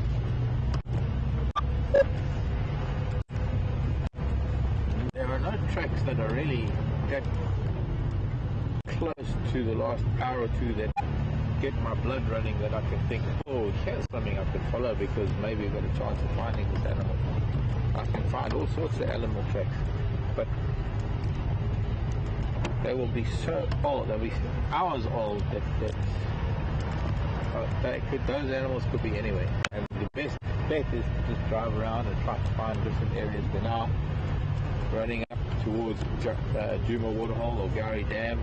We're on the edge of the drainage line, which heads that way, and I'm hoping that maybe because it's cooler down here, that there's a ridge to the west of us that makes this all in shade now that it's cooler down here. Although top of the ridge might still be bright sunshine and still another 10 degrees warmer, but down here it's a little bit cooler, and down here maybe we're lucky to find something. We've already been lucky. We found, how often have we had an eagle eating a lizard? Where we just had it. So that was a really special moment to be able to sit there and watch that. And maybe even more importantly, to be able to actually identify what it is that was going on. And for a bird that mostly kills other birds, for an eagle that mostly hunts birds and things, and I know they hunt lizards and they do eat snakes and things, but they tend to prefer things in a little bit higher than the ground.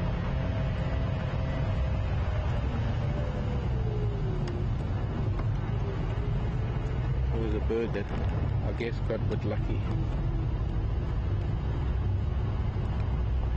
and found itself a really amazing lizard, sadly.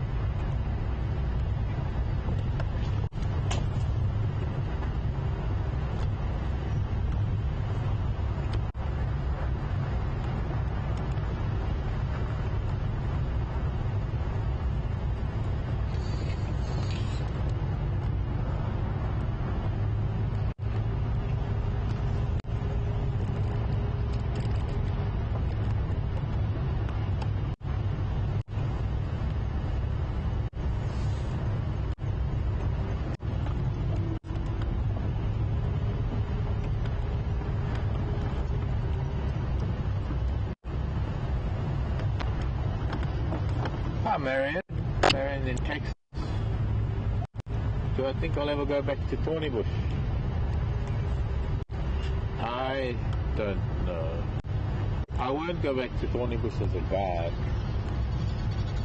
Only chance maybe of me going back to Thorny Bush is if we get to go and drive around there and film there again. And I don't know anything about that happening. So I can't be sure, Marion. I can't say no, I can't say yes. It's not something that I can predict. I am in a position where when I'm with WildEarth, the Wahlbergs are on the next, both of them. One on the nest and one next to. So now maybe we can really establish whether that youngster is from this nest or not.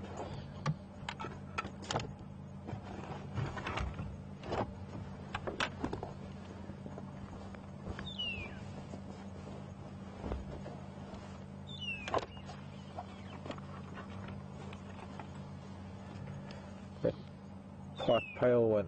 Yeah, there he is. Or maybe that's the youngster.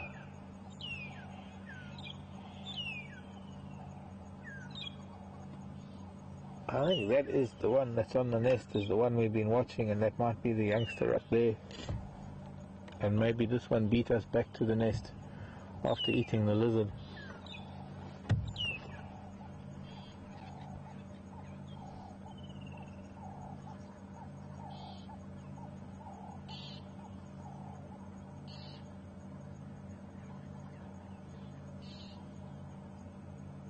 Maybe brought it back for this. We haven't noticed a youngster. We drive past here at least a couple of times a day, and I've never noticed anything other than an adult hanging around this nest. So maybe she's the female, and maybe, I don't know, that one up there is also got a little bit of a pale head, but I think that might be the juvenile. Hard to really tell from here because we're looking in, the light is wrong. No, that's not a juvenile. I think that must be Dad. It's also not the time for Wahlbergs to have any youngsters. Maybe they're just sort of tidying up the house before they leave and head off because they're going to migrate. They're going to go away for a few months. Come back in 6 months' time, around September, I suppose. I think I'll still be around for a week or two, but they're soon going to be heading off north. And then I'll come back to the same nest around September or so. First week of September.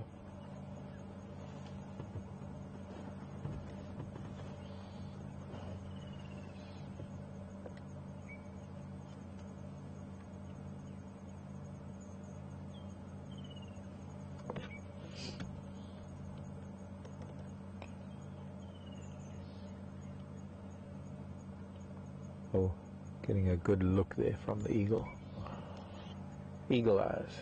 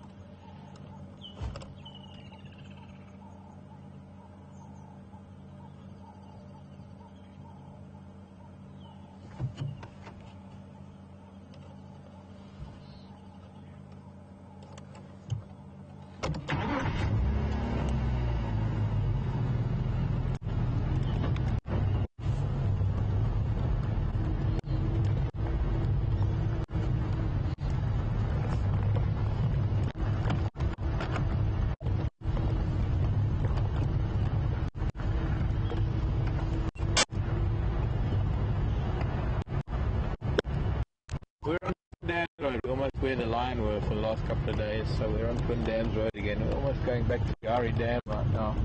So I'm asking where we are. That's the Wahlbergs nest, on Wahlbergs nest road where it meets Twin Dams Road.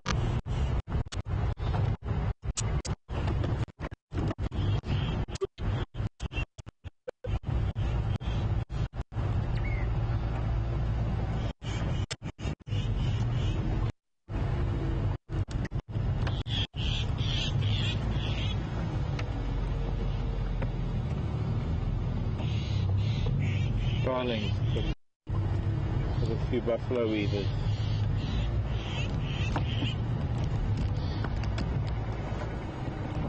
What are you performing about, starling? It doesn't help to just shout, you need to sort of point it out. And the buffalo weavers don't seem to be too bothered. Maybe it's just the buffalo weavers that are disturbing the starling. Even though when you take that crow wolf, it's clearly an alarm call. You get there, it's like a harsh call.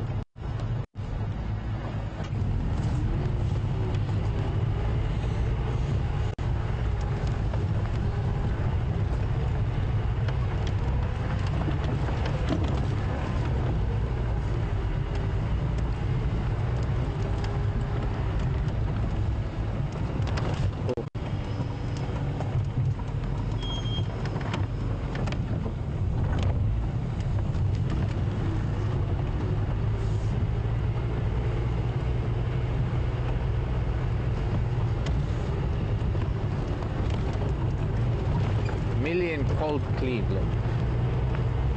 Two parts of a question. Two questions.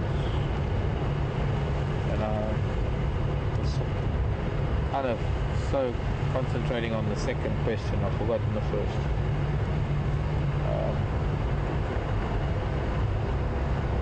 Do we have praying mantis? We have hundreds of different species, many of praying mantis. We just had a praying mantis on the dashboard just a few minutes ago.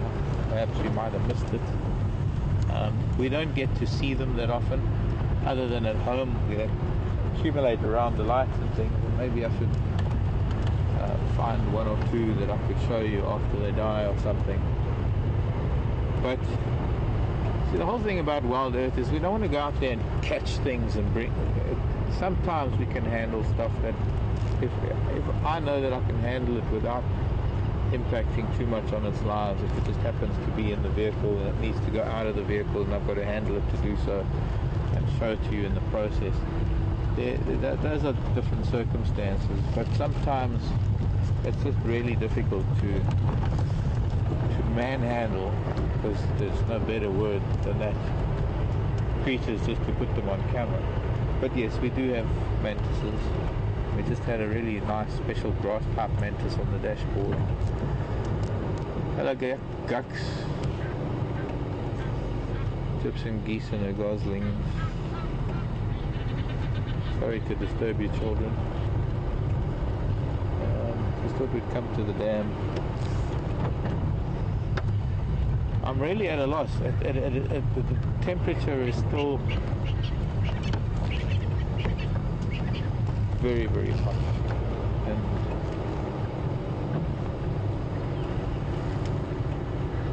I wish I could find an elephant or something, but I can't find anything this afternoon.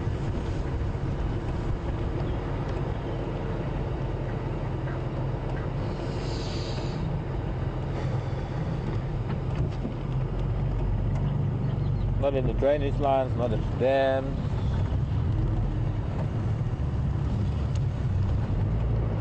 Hello. At the lodge. Hello.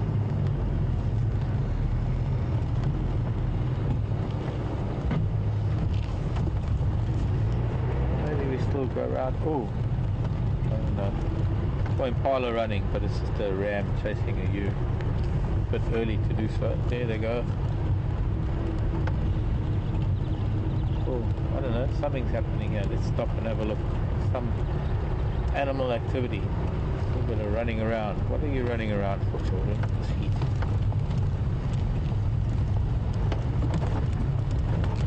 I think it's just impala matters. I don't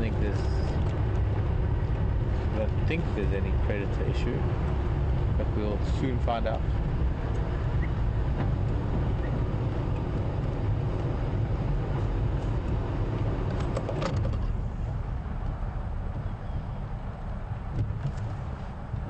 What's up, girls? I just think it's the ram.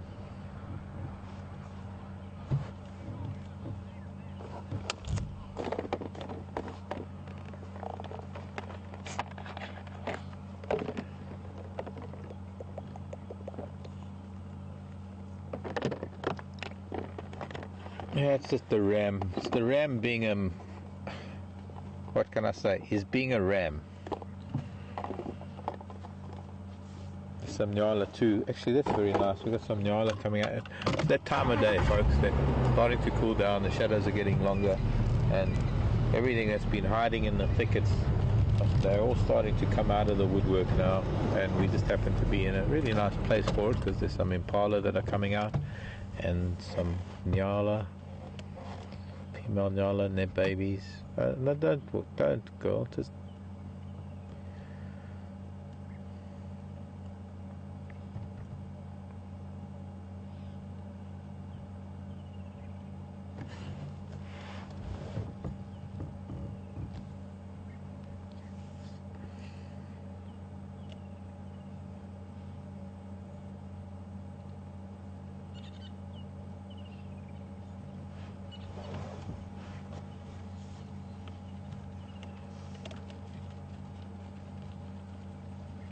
what's up, children? Something coming? So impala are encouraging the nyala and everybody's running away. It's okay, I'll stay here and defend you all.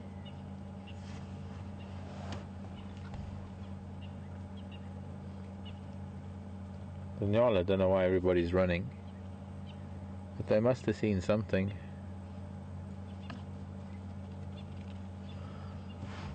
All heading up to the open area near the dam. This is well, I came this way hoping that with it cooling down things might crawl out of the woodwork. Brian, just remind me what Sarah was asking, because that was an input. That was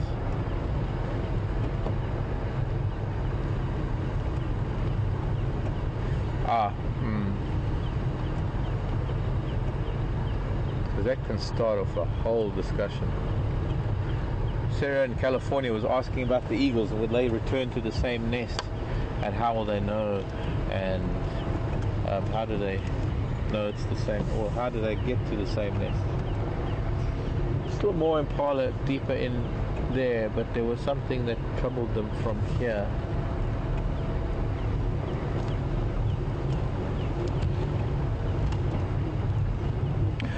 Sarah, they do. They return to the same nest. No eagle will use another eagle's nest. An eagle will either build its own nest or it will return to the same nest.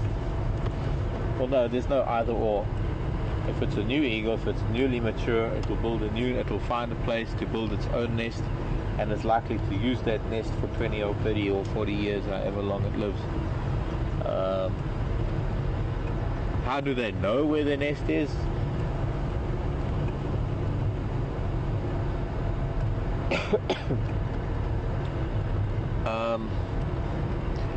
That, my dear, is a miracle of nature. But then when you consider that when a wasp is building a nest, a wasp will start a nest and it will fly away several hundred meters to go and collect either mud or clay or other plant material or prey or water, or a wasp will be able to fly far away from where its nest is being prepared and to be able to come back to that same nest to continue the preparations for that nest. The frogs move. It's gone deeper in and it's gone dark. But that's because the temperature has dropped. It doesn't want to be white at night. I'll try and get a bit closer. See, there's more birds that are alarming. I don't know what it is. But anyways, let's try and get the camera a little bit closer in to our little tree frog so that you can see. There's a gap maybe. No.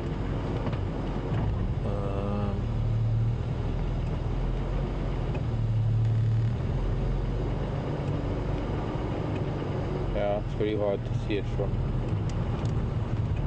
Alright, it's about the same color as we saw it the first time, but it's quite close to the back of the tree. Sorry. Difficult to get to, and I don't want to disturb it. I don't want to bump the tree on it.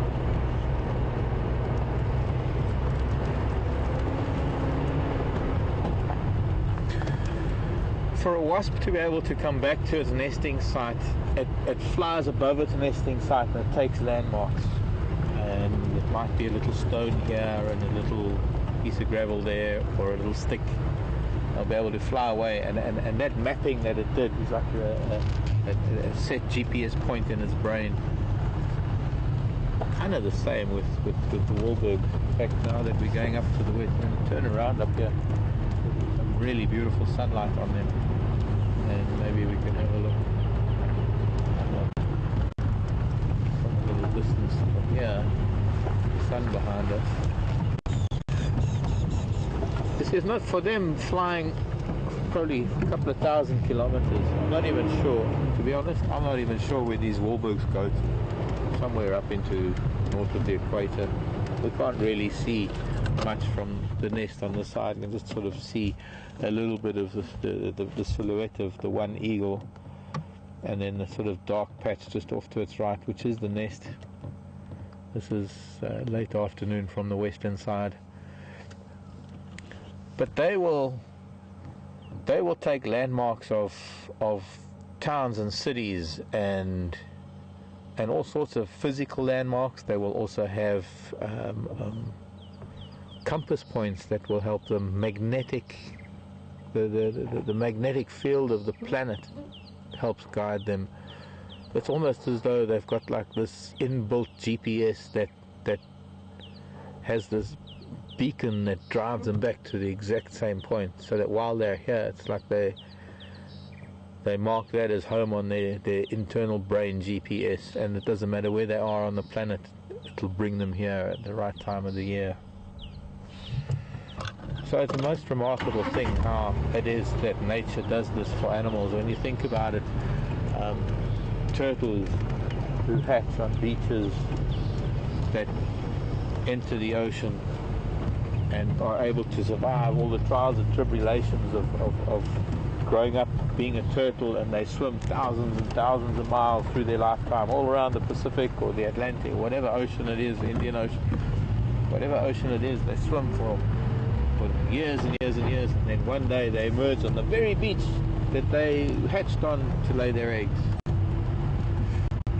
You can look at the salmon, how salmon, especially at salmon, I remember when I was in northern or central California in the 1990s, how people were trying to restore the rivers to bring the salmon back to some of those rivers in northern California, and how salmon could find their way upstream, or no, before they even get upstream, how they can find their way through an ocean.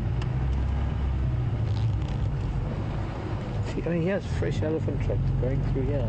They're elephant around, but they're obviously not moving much. They're so hot, they're probably just standing. But that was young elephant. There's some more elephant tracks. And some more.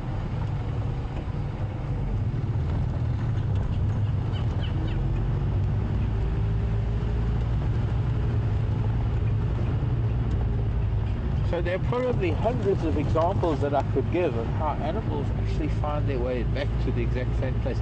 There are, here in the mountains west of us, in the Drakensberg Mountains, there are some really rather remarkable pools where the rocks have drilled these circular holes in the rock, and then there are eels that live in those pools, whose pelvis grow up in the ocean, and eventually when they mature they find their way back to the right river to swim up the right river, to find their way to the right spot to breed in the very same waters that they grew up in. How it is that butterflies, North American monarchs, how it is that butterflies are able to return to the same place. So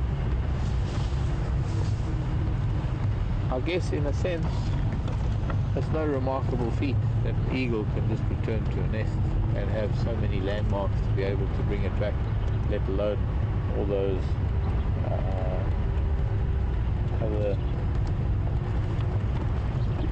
navigational aids that include infrasound and magnetic fields and built-in compasses and a brain that is a GPS, which we should have, but we lost it. We lost the ability to. We get lost.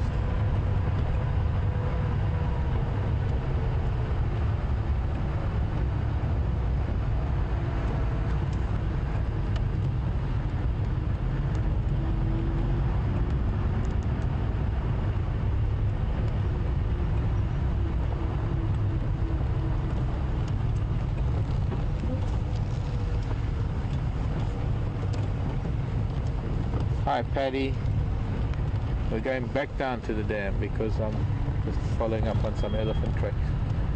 Patty in New Jersey was a long time viewer, and Paddy and I have been friends for a long time too, and I'm so glad you're watching, Paddy. Welcome back with us.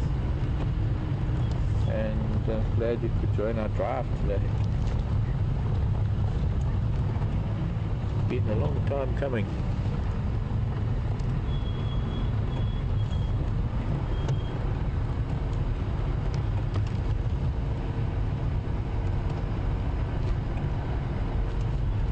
Might look like I'm going around in circles, but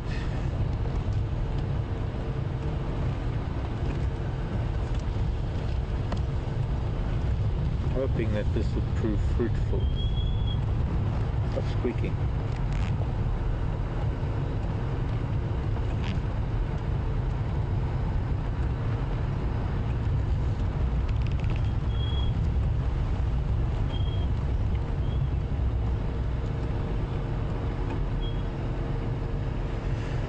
I guess we kind of lost without Juma Dam camera here.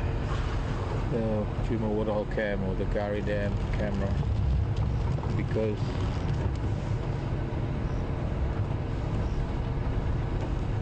the elephant tracks that are telling me that there's a few elephants in here, and I'm not seeing the tracks coming out. I'm hoping that they might still be in there, but I can't be sure because here where it's grassy I won't be able to see their tracks very well. Paddy, yes, waiting for sunset. In fact, we should be up on quarantine for sunset. I just want to come into this little area for a little bit and just see if I can hear anything in the way of elephant. But there's a very special sunset tonight because we're going to have the crescent moon of a new moon, waxing crescent, and with that we're going to have Venus, and quite close to Venus we're going to have Mars, close proximity.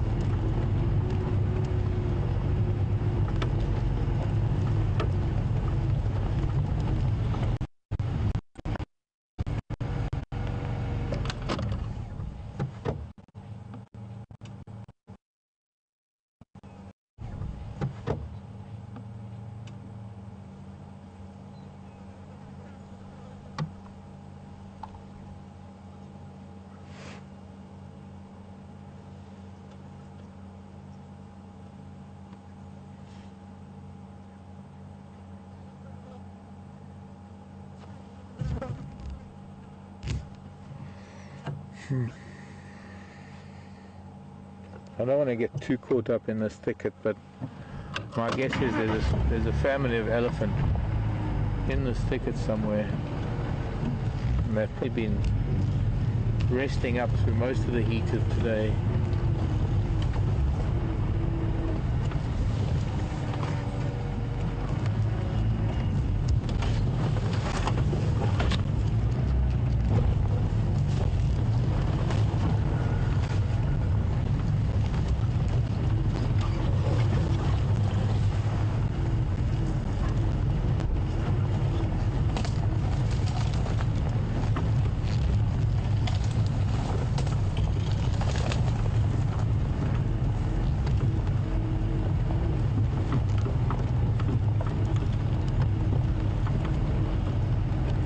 How many languages do I speak?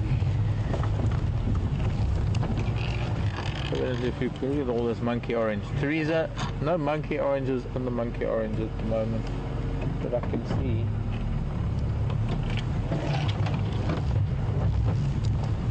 They don't always flower and they don't always fruit. Could be years before they do. But we did see some fruit growing the other day. I think that's on Spam Road. We'll have to go back to that forest.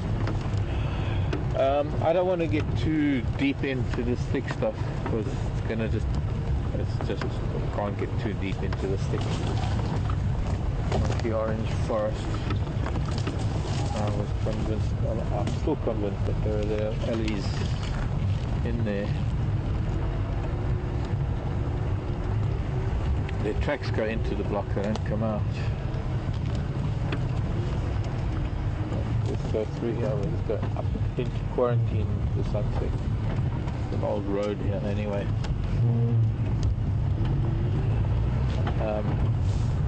Of course, this just means that the elephant withdrawal gets deeper and deeper into elephant withdrawal because I didn't find any today.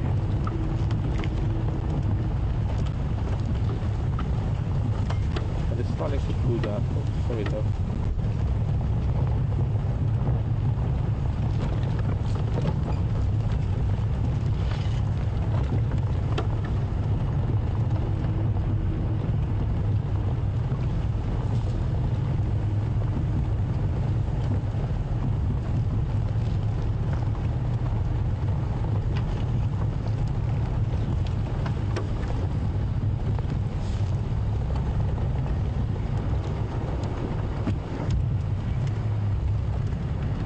Saying such a loss not having the camera at the dam, because sometimes we would get to know whether there's alleys at the dam. Hello boys, sorry to disturb, we're just going up for sunset for Paddy.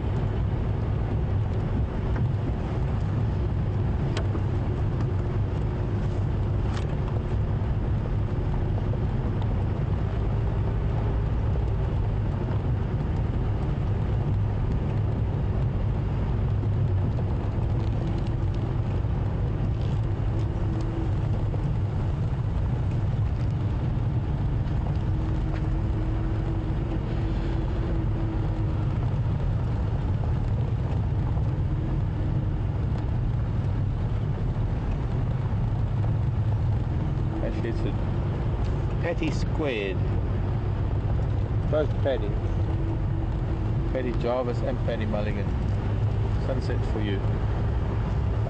We'll just wait till it gets a bit dark before we can see the moon and the planets.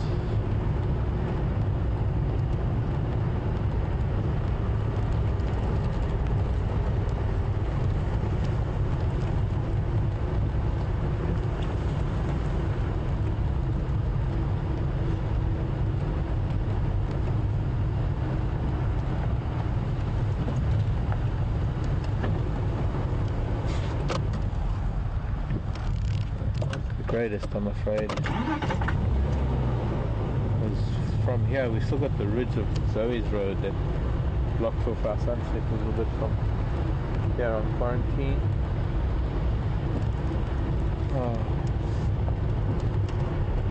Days like today I end up chasing my tail.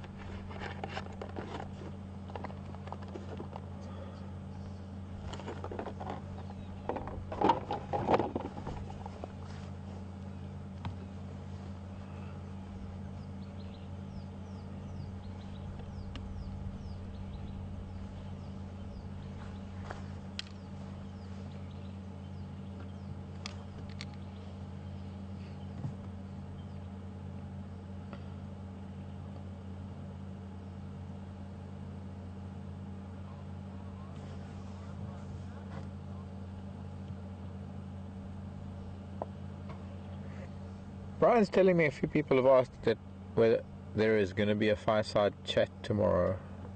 I think tomorrow would be Sunday. Is today Saturday? I think so. My electronic device tells me that it's Saturday. so it would be tomorrow. No, we're not going to have a fireside chat, unfortunately, with only Brian and Andrew and myself, just the three of us here. Unfortunately, it's not possible to prepare a fireside chat. We were hoping that our crew will grow a little bit, but we've got a long way to go for that to happen. And we're not sure yet what's going to be happening here in Juma, but for now, unfortunately, no fireside chat. I mean, for now, especially a day like today, this is our fireside chat. We're chatting all drive, all afternoon with smell the fire from the lodge.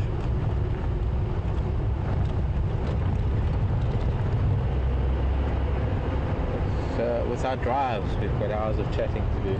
I know that it is a little bit different having the fire, but or rather logistically, it's almost impossible to prepare with all three of us working until 7 o'clock with the drive. And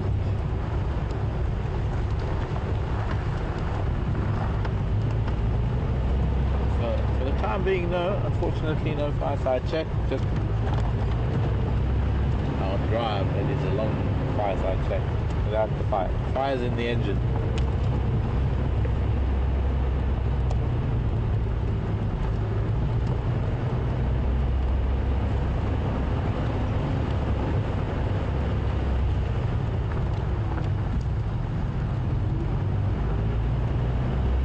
Okay, so we're going to make our way from here all the way down towards the hyena. I think we'll go to sort of see what the hyena den's got to offer, perhaps, if they're not going to be too hot and listless and not be very active. But we haven't been there for a while. Let's take a ride. The Cosmic Train. That was Cat Stevens, by the way.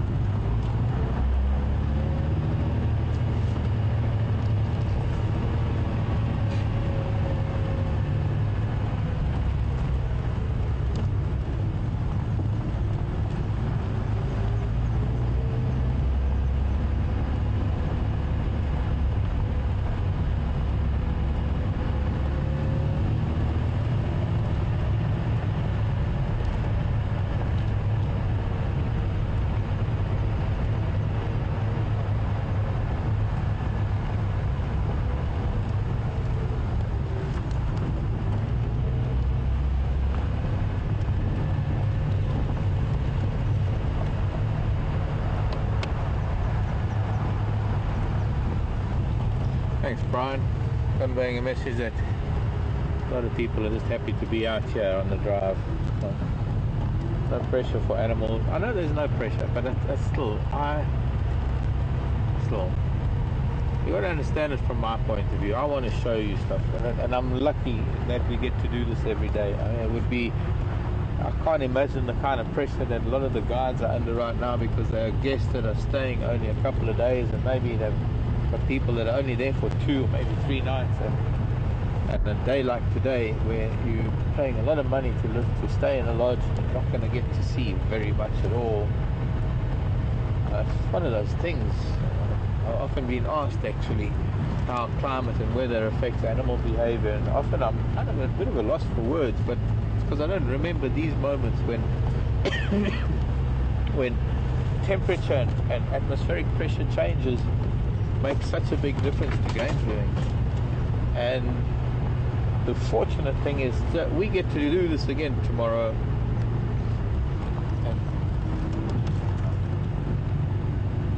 and the next day, and the next day, and the next day.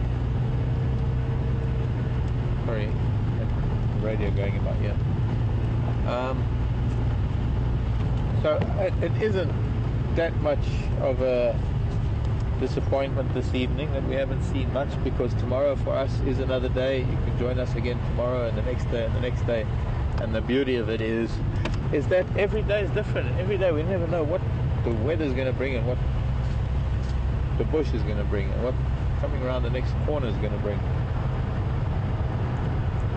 So it's why we do it, and it's in the process of it's in the interim that is most important. It's not so much getting to see that animal, it's what we do until we get to see that animal.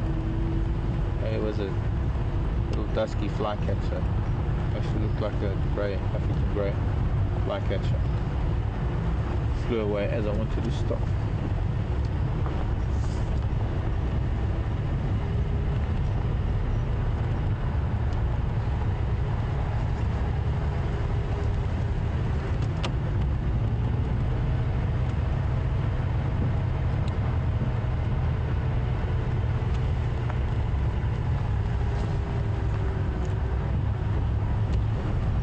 Any word on Shadow and a cub? Question from Sandy in Florida. Sandy, unfortunately not. I haven't bumped into any of the Arathusa guys. I haven't heard any word of late.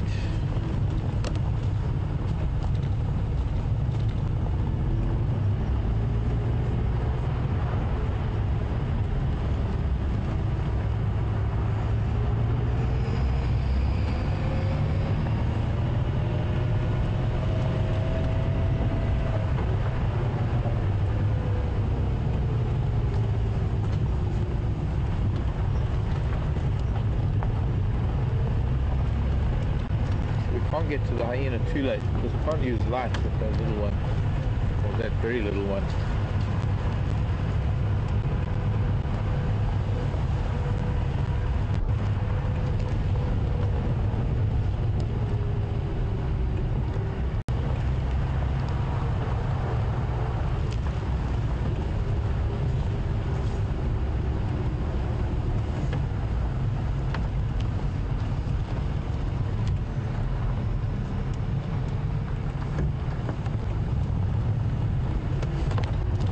And the reason why these roads are so quiet and the radio is so quiet is because not much is happening elsewhere. Oops, sorry, Andrew.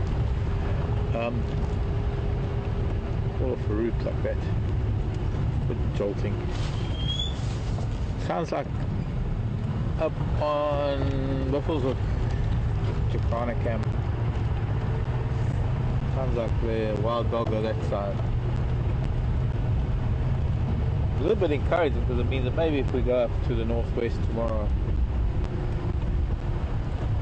there might be signs of the dogs coming back along this way, but I'd have to find out which way they went first.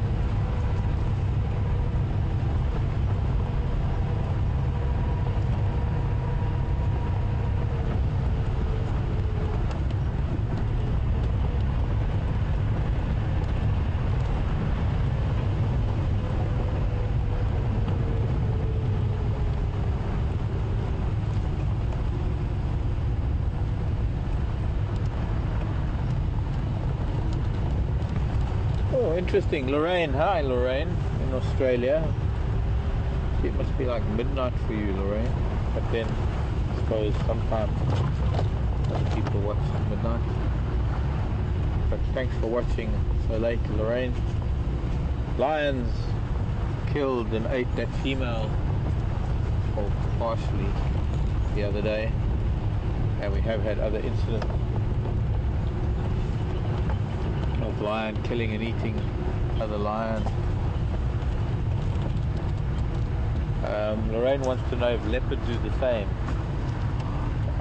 Yeah, to some extent they do. And I've known leopards to eat their own young that have died.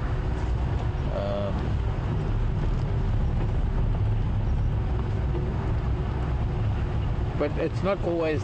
See, Lorraine, sometimes lion will kill lion and leave them and they won't eat them, and sometimes lion will kill leopard and not eat them, and sometimes lion will kill leopard and eat them. So unfortunately it's not really something that I can answer with such certainty to say yes or no, or because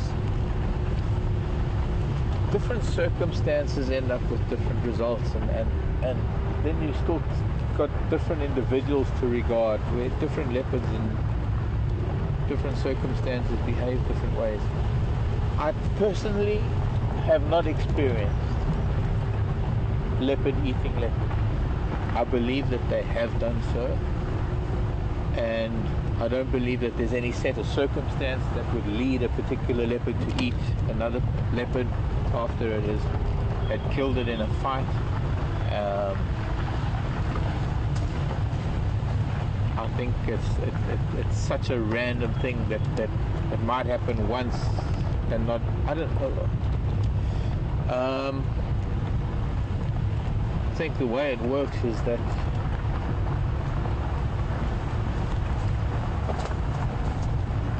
I guess there's a 50-50 chance that if there was a fight and a leopard killed another, maybe not even 50-50, maybe there's more variables involved, but there's certainly there's elephant were here breaking trees.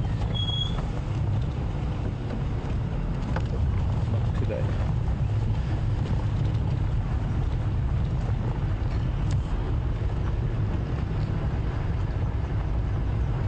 It's so hard for me to answer these kind of questions, and I can only answer them in the best way that I can, and try and explain that there is such a wide variety of possibilities of an outcome, and yes, it can happen, and no, it won't happen, and maybe, and all of these things. But that is because one of my tenets in life, one of my philosophies is I only know what I know. A lot of it has been gleaned from books, but most of what I have in my head and my heart is what I've lived and what I've experienced. And so I don't ever want to be the one that says something and it is taken as gospel, it is taken as the status quo for an entire species. So I don't want to say that yes, leopard will eat other leopard, and that then becomes the truth for everybody who then will go on to believe that a leopard will kill another leopard and eat it. And then when it doesn't happen, then someone will say, well, but Mark said that such and such will happen. So for me to be able to make such a definitive answer, to say something, very difficult for me to answer things in that manner, because I would rather give an idea that there are many different possibilities. So there isn't a right answer or a wrong answer. Oops, I forgot where we were going. Treehouse Dam. We're going to see these children, because they're probably maybe the only children who are going to say hello to us right now. One of the reasons why I answer questions I start the answer with it depends so much, because there are so many different answers to some of what may be most basic of questions, and invariably this is Impala cruising through the hyena den.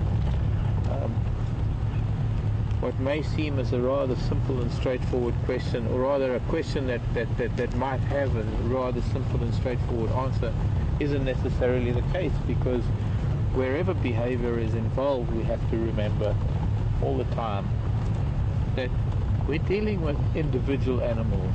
They might all be the same species, but they are individuals. They are animals that have an ability to think for themselves, to react for themselves, to behave for themselves. There's a hyena. Looking at these impala that are just running through the den the way they are, a couple of rams, a little bachelor group of impala that are feeding nearby. Probably because the hyena have been so hot all day, they haven't really bothered with who's around. Hello, crocuta. We'll come round and see you on that side. Oh, little one? No, little one's not there. I think we mainly want to see little one. And from this angle we'll have the moon setting with Venus and Mars.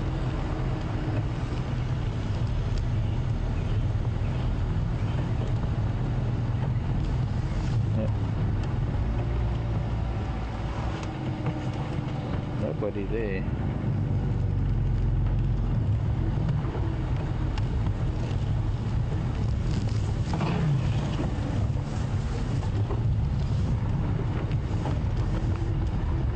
Maybe it's still too hot for little one to come out and play.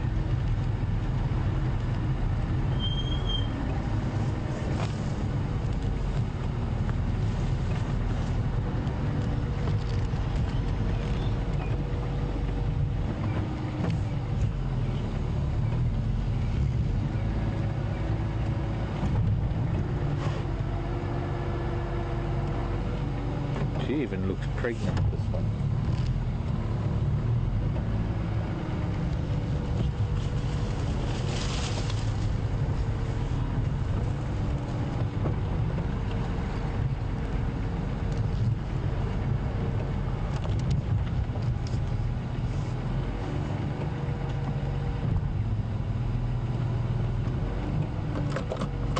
There we go, little one's just poking his head out.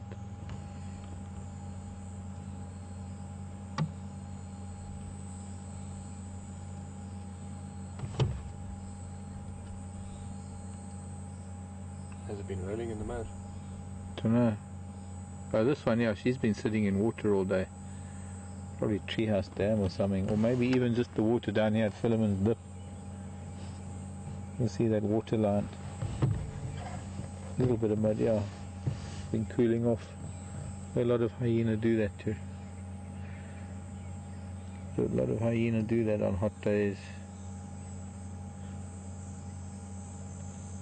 I saw that little head popping out of the hole, but hasn't yet decided to emerge.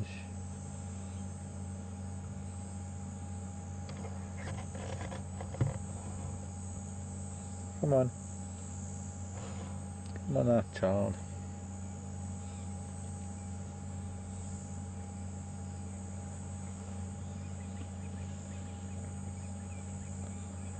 I'm not going to be able to use lights because this child is far too young to have lights on it.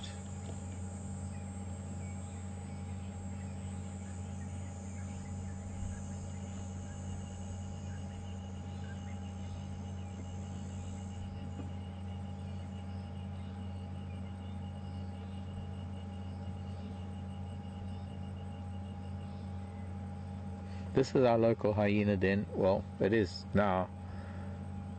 Tara found it. We had been looking for the den for a few weeks after they left their previous den, and it would seem that in the interim one of the females within the clan must have given birth to this youngster, and I suppose that's why we didn't see them, because this one was so small. Hoping that it's going to come out of the den.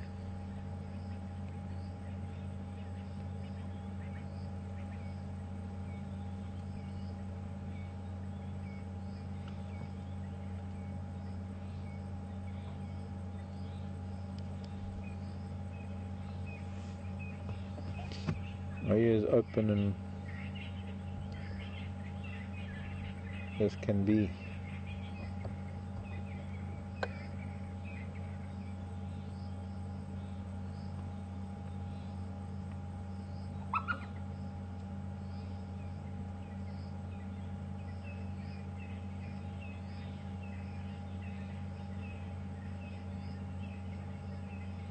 There we go, a little head popping out again.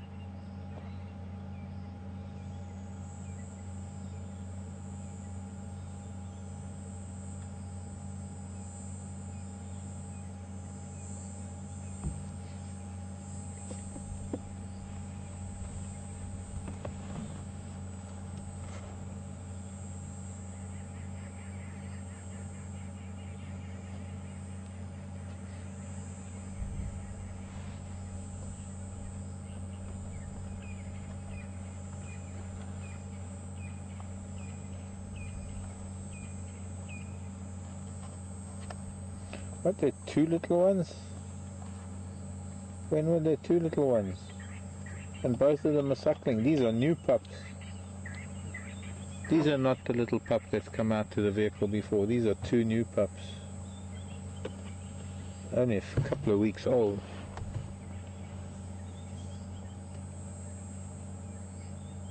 I think this might be the first time they're coming out. I don't know, did you ever see 2 before? Yeah, we've seen 2 before. Oh, okay. So it's one of them that came up to us earlier. Yeah. 2 days ago. There was 1 pup and then that one got taken, now there's 2. I think that was at a different den now. There is 1. Oh, that must be the cheetah cutline one.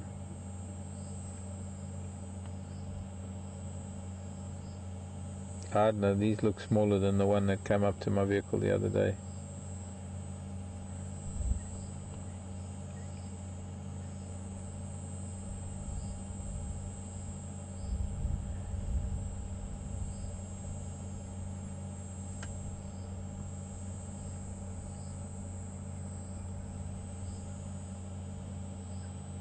These are tiny. I don't think I've ever seen such a tiny hyena pup.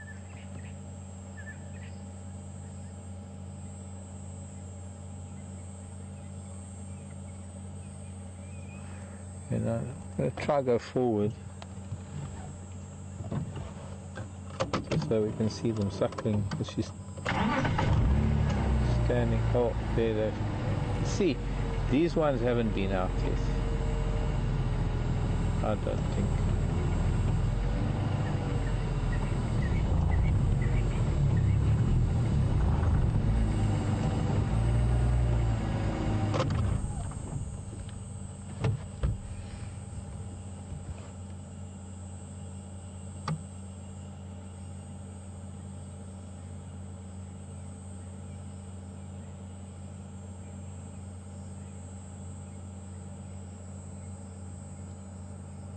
I wish I could.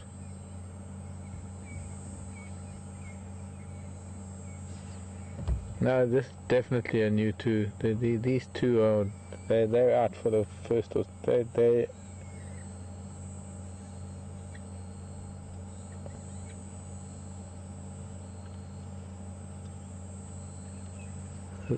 Evidently, some of the viewers also saying that these look like 2 new ones.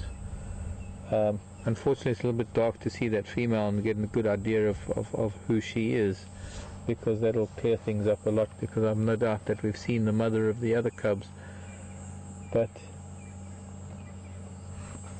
classic standing and suckling. I'm sorry it's not lighter than this. I feel very chasing them back into the hole. I feel very strongly about little ones that are so tiny they should not be exposed to light at all.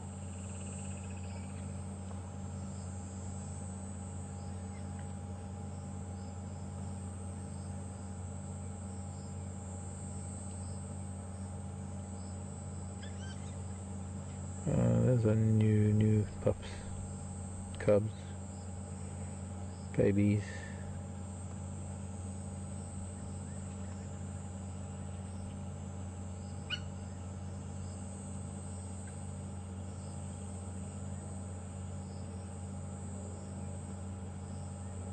Which means,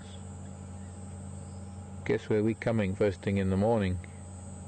We need to come and get some ID on this mama and get maybe sort of mark down the tears in her ears or any scars that we can see that maybe mark her as a very particular mama. I'm going to try and go back a little bit now. Just no, you see, just trying to move. Look at this dominance. There's the one that is suckling is actually chasing this other one away, and this is where siblicide comes in, where the stronger one is liable to kill the weaker cub.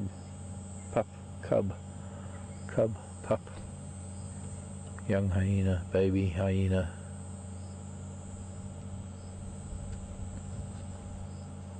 Pup seems to roll off the tongue, but technically it's probably cub is better.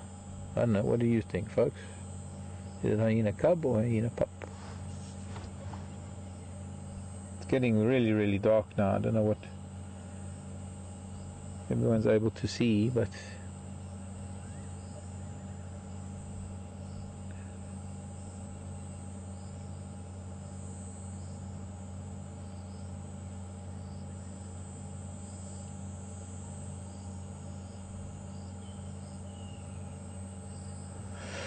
that is a new addition to the den.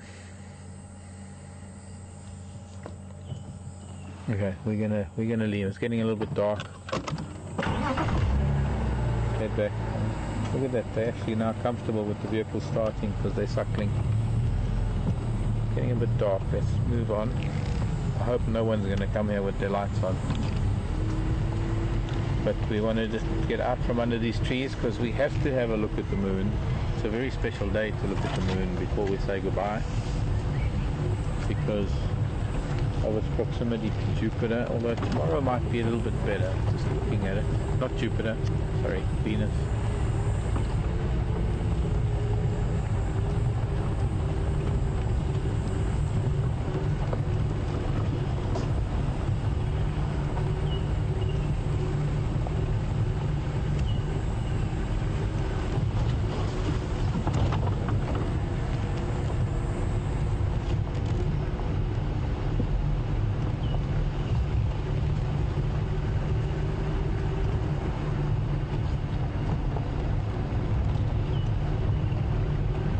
Only really seeing Venus and the moon at the moment, but let's wait until we get a little bit further on.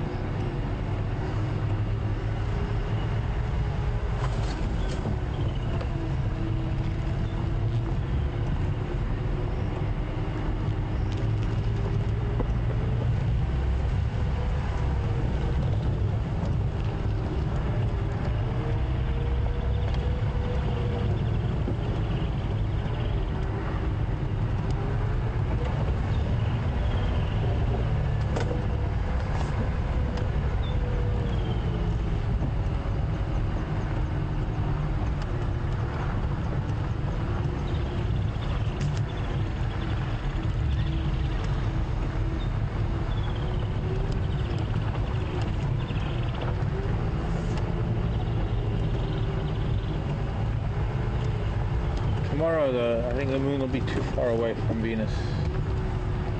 Yesterday, Venus was a little bit higher than the moon. Now the moon's a bit higher than Venus. And then, of course, every day the moon at this time of the day gets a little bit higher and higher until it becomes directly overhead when we're at sunset. Excuse me, nightjar.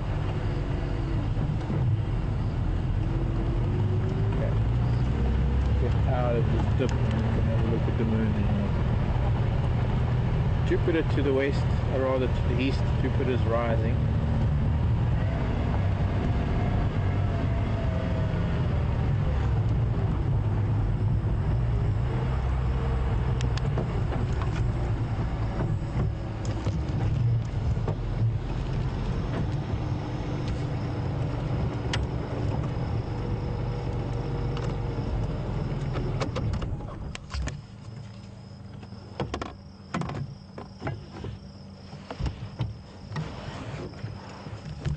There you have it. Venus to the bottom left, the moon up on the right. Well, duh.